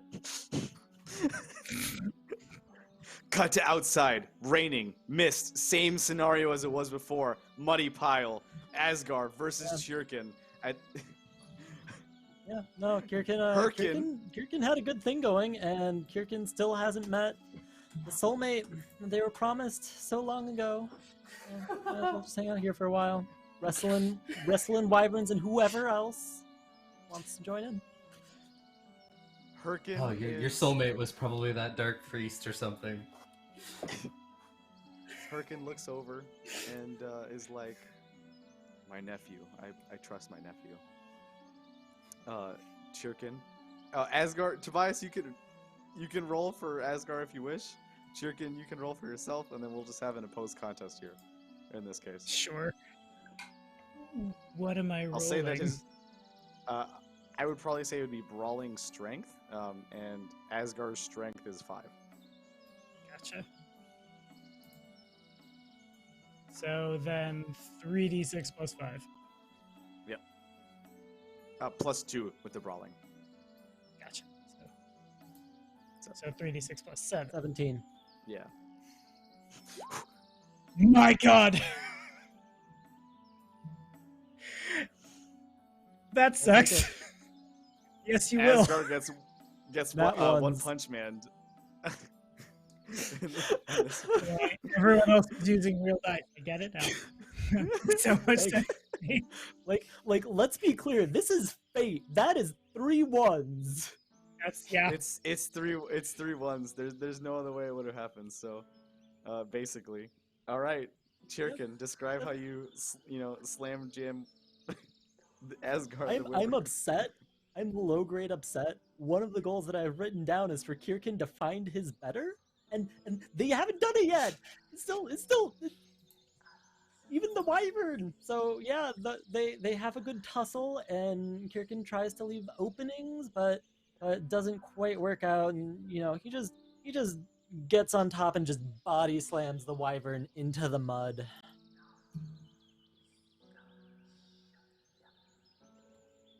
No, you're on the left. No, you're going the wrong. No, not like. Oh my God. It seems the fight has left you. Maybe because you have found some new inner peace, or maybe someone special has entered your life. Those things are true, but I've never been filled with more rage. Yes, you're just because so your face is in the incredibly mud. strong. Exactly. I don't think that's it. This is just what you ask is impossible. You are not my master, but I must submit. And the wyvern taps out with the same flappy fingers, flappy reptile arms that Chyr'kin did as well. Well, Tobias, I hope you find a good companion in this this creature's new journey in their life. And I hope you find a partner in wrestling. Catharsis, 2 legs are weird. Also, thank you. I can't. All right. I guess I will enter the ring. Why not?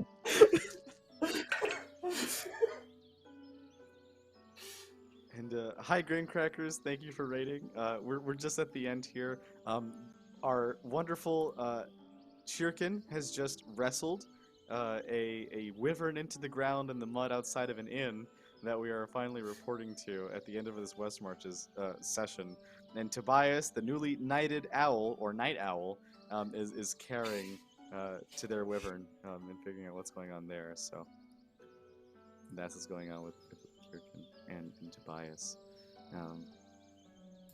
I got a 13. So, I think you approach. I will, with psychic contact, I will cast illusion again to be just a much like Dynamax knocked owl appears on the other side of the arena. Otherwise, I will. It shakes out to a. Gotcha. I feel like that should be considerably higher. I didn't get my macros set up, and here we are at the end, and I made it all the way to the end not knowing. So that is passed off of my communication, I believe. So should shake out to a 5, 10, 12, 16. Ooh. That beats what I have on die. It's not really the same category, but I'll call it a win. Call it a You win. believe I How does this? morphed into a much bigger creature. Yeah, Tobias, then, how like, do you done Chyr'kin? I step forward, or you think I step forward, and between two talons you go down, and just like an instant pin, I turn to Asdar. You see, sometimes it's not about winning with brute force. Sometimes we have to think. Sometimes we have to use our minds. Sometimes we have to. I think about the talons pushing deeper into the mud as Chyr'kin is squirming. Does that all make sense to you? Don't call me master. Only Tobias. Yes, Tobias. Chyr'kin. You're learning. I end the illusion, turn back to Chyr'kin, and for you, there are more things to fight with than just brute force, as evidenced by Wave generally, where the giant owl once was. And I'll be looking forward to you teaching me more about that, my liege.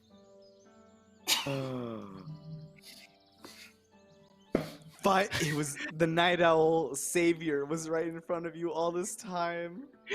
Full time. Yes. Oh So my god, big. I'll be in trouble. You know where to find me. I hop onto the horn of the saddle. Asdar! Yeah? Please fly me home. Yes, Tobias. Yip, yip. I will find you, my liege! Asdar, yip yip! You will not escape our connection, our bond! Do not fight destiny! Do not fight illusions, or people who seek they're better in combat. Two legs are fucking weird. They would have stayed. In a beautiful twist, the tragic romance of Chyr'kin and Tobias are just beginning here. And this could be a whole nother session just by itself, or a whole nother plot or thread line. It may even include it as a rumor in a later West Marches session, if you're okay with that, as to Yeah, see for what sure. happens with finding Tobias at the end of the world and Chyr'kin being there. So that's a great kind of unified epilogue. Raksha, what did Yes. how do you want to be remembered here? So I think there's only one way she'd want to go out.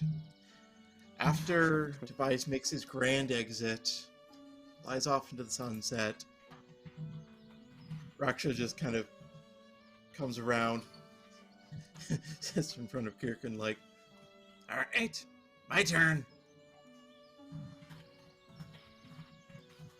Okay.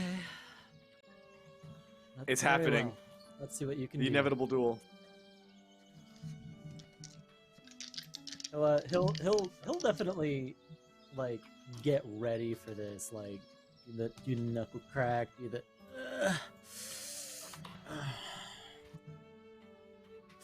It's been a long time since I've faced one of your formidable stature. And I've had the zoomies since, honestly, about Oh, 2 minutes into our trip, so... oh, buddy, I'm so sorry. I'm so sorry. I can't like show my camera, but a 6, a 6, and a 4. So, and the 6 is the drama die. So I got 6 stun points. So like, Well, this could This be is interesting. this is I got a 6, a 4, and a 5. You might do it then. Let's So see. totaling everything up, Total, yeah, total for both. 21. So 4 plus 5, it's 9. 9 plus 6, 15. Plus, brawling. Hold on. This would be strength, I'm guessing. Yeah. Mm-hmm. Strength brawling. Strength or fighting. I'm okay with whichever is the highest for you. Okay, so I do have a 4 in fighting. So 19, I think. Yeah, because 19 plus 4 is 19. Plus another 2, because she does have proficiency focus on brawling. Is it 21-21 right now? I think think it I'm is. looking through the stunts to see if there's anything that can help me. Is there anything that can just give me like a quick +1? Because I have 6 more stunt points. Raksha, do you also have stun points to match this? She does not. She spent them all doing the final blow against the Death Knight dude. Yeah. I'm taking a look at these stunts real quick as well to see if there's anything off the bat that would really help with this.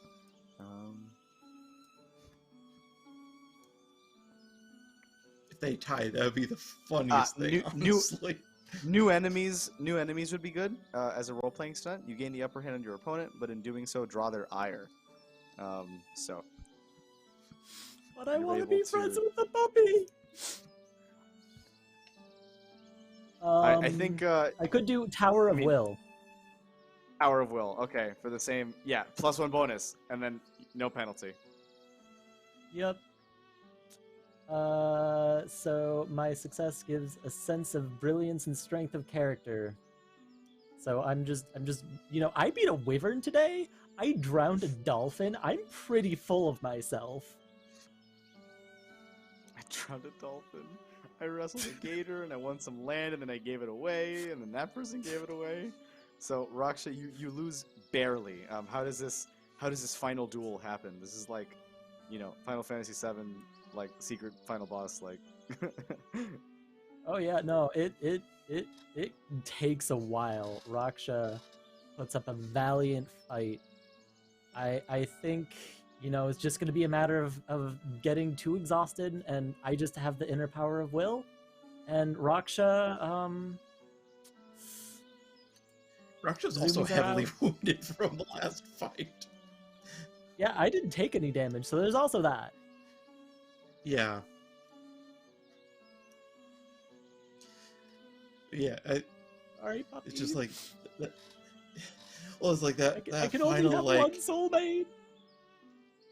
That's fine. Like, she Best rears of all, up Rhydan and it- just puts weight on a bad leg and buckles a little bit too much, and Chyr'kin is able to just make the pin. And then just immediately feels super terrible and like backs off and's like, oh, I'm so sorry, I didn't mean to hurt you. Oh, should bad idea. Should she have made like a puppy like thing when he pinned her?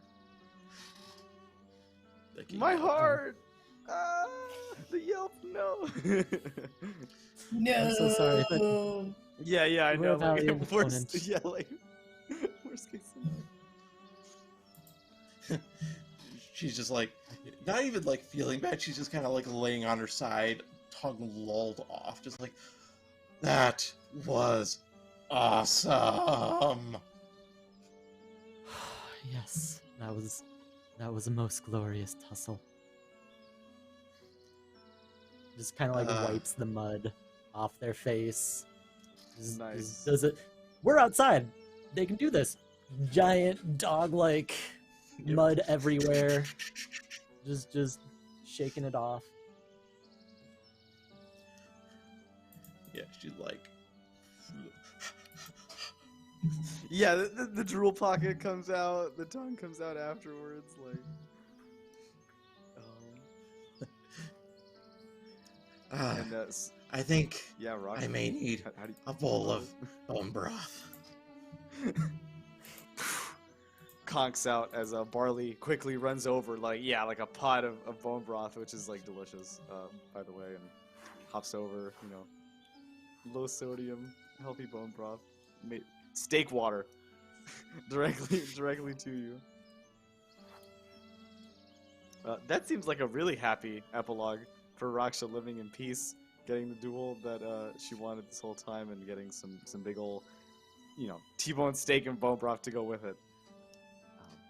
We will leave off there for tonight at our wonderful characters' epilogues at Roamer's Rest. What an absolute amazing time. I loved running this for everybody. Hi everybody, my name is Anthony. You can find me on Twitter at Prainntheplague, right above here. Pronouns were he, him, and still are throughout the session as well. This has been Blue Rose and a wonderful time playing. Thanks again to Green Ronin and Weave the Tail for making all this possible, and our dual techs, Sam and Ian, for truly killing it. But the show is nobody without its amazing cast, and let's go ahead and introduce the cast in the same order that we did last time. Play yourself, say what you got going on, and thank you so much again for playing. I can't wait to after party right after we get off here. So, Raksha Dengard, Steve, what you got going on? All right, so hello, I'm Steve. Like I said at the beginning of the stream, I'm working on some writing projects. My favorite of which is a fantasy food supplement for Dungeons and Dragons and Pathfinder 2nd Edition, kind of, to expand the options that your adventures might find in, taverns or royal feasts, what have you, with some fantasy flair. Otherwise, on Twitter, I usually just talk about weird ideas I have. Weird idea spaces are always welcome here. No shame in it. I can't wait to play that food supplement like I was saying earlier, so super excited about that. Chyr'kin, played by the wonderful Ian. Yes, so I am Ian. I go by Cashmiss on the internet. You can catch me on the Twitters under that handle. I have as my creative output Tales by the Tavern Fire on YouTube, also Tales_by_Fire on Twitter. What we do is we make videos of D&D character backstories and other TTRPGs because they are generally awesome. They have a lot of love put into them, and they do not get their space at the table very frequently. So go check it out. It's on YouTube. Go click subscribe, come back here, hear everybody else's pitches, because they are all awesome too, and you should listen to them. Like I said earlier, I love that so much, and yeah, just sorely needed, so I highly appreciate it. Next up, Aubrey, playing the wonderful Willa. Hello, I am Aubrey. You can find me at Madqueencosplay on Twitter. I am the GM and co-producer for both Goblets and Gaze and Animama Giri. Goblets and Gaze is Pathfinder 2e. Set in my own little homebrew world. It's a great time, and we have a recurring guest character that is isekai, as we said earlier, into this world. It's great fun times. And you could also catch me as Sawyer on Bring Your Own Mech, a really awesome Queer Lancer podcast. And then every Monday you can catch me on Nat 20 Productions playing Aurora on Wayward Arcadium.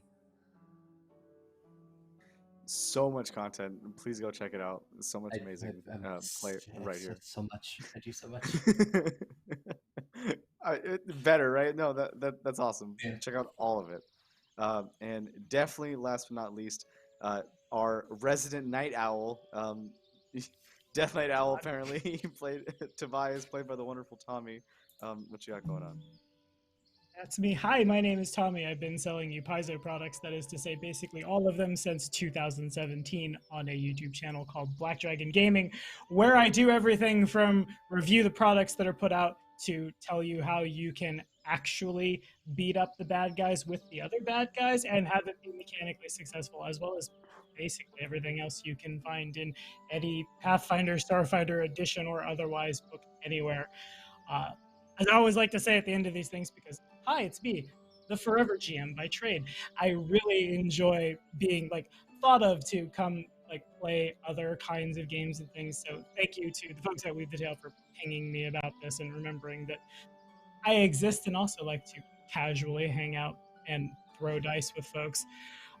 For those of you I hadn't met before today, it was wonderful meeting all of you. I want to say that I love being upstaged by other players, and then Chyr'kin shows up. It's just like, wait, what? Oh my god! And then I'm falling out laughing for 5 hours, and it's the best, and everyone else is wonderful, and the system seems super fun. And Aubrey, who I've known for seemingly a million years and or several sessions at this point, it's wonderful to at the last minute be like, oh, I'm gaming with someone I already know as well. Excellent. And yeah, that is me. You can find me, I guess there's my Twitter handle. Mirrors are hard. Up there, Blackdragonrpgs. I started a YouTube channel. I wasn't very creative, and it was wildly taken by so many other people.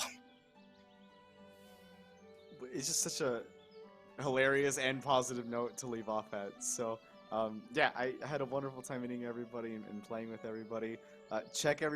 Everybody check out additional weeks of Blue Rose and what's got going on there. I stream Symborum along with the other Weave the Tailors on Mondays, and usually one-shots on Wednesdays, along with Blue Rose here on Fridays as well. So I'm always around Weave the Tail doing Weave stuff, so keep an eye out on Weave for more content from me and the other wonderful people here. As I keep saying that word, but it's true. I just had such an amazing time playing. Thank you so much, everybody, for tuning in for another great session of Blue Rose, and see you all next week.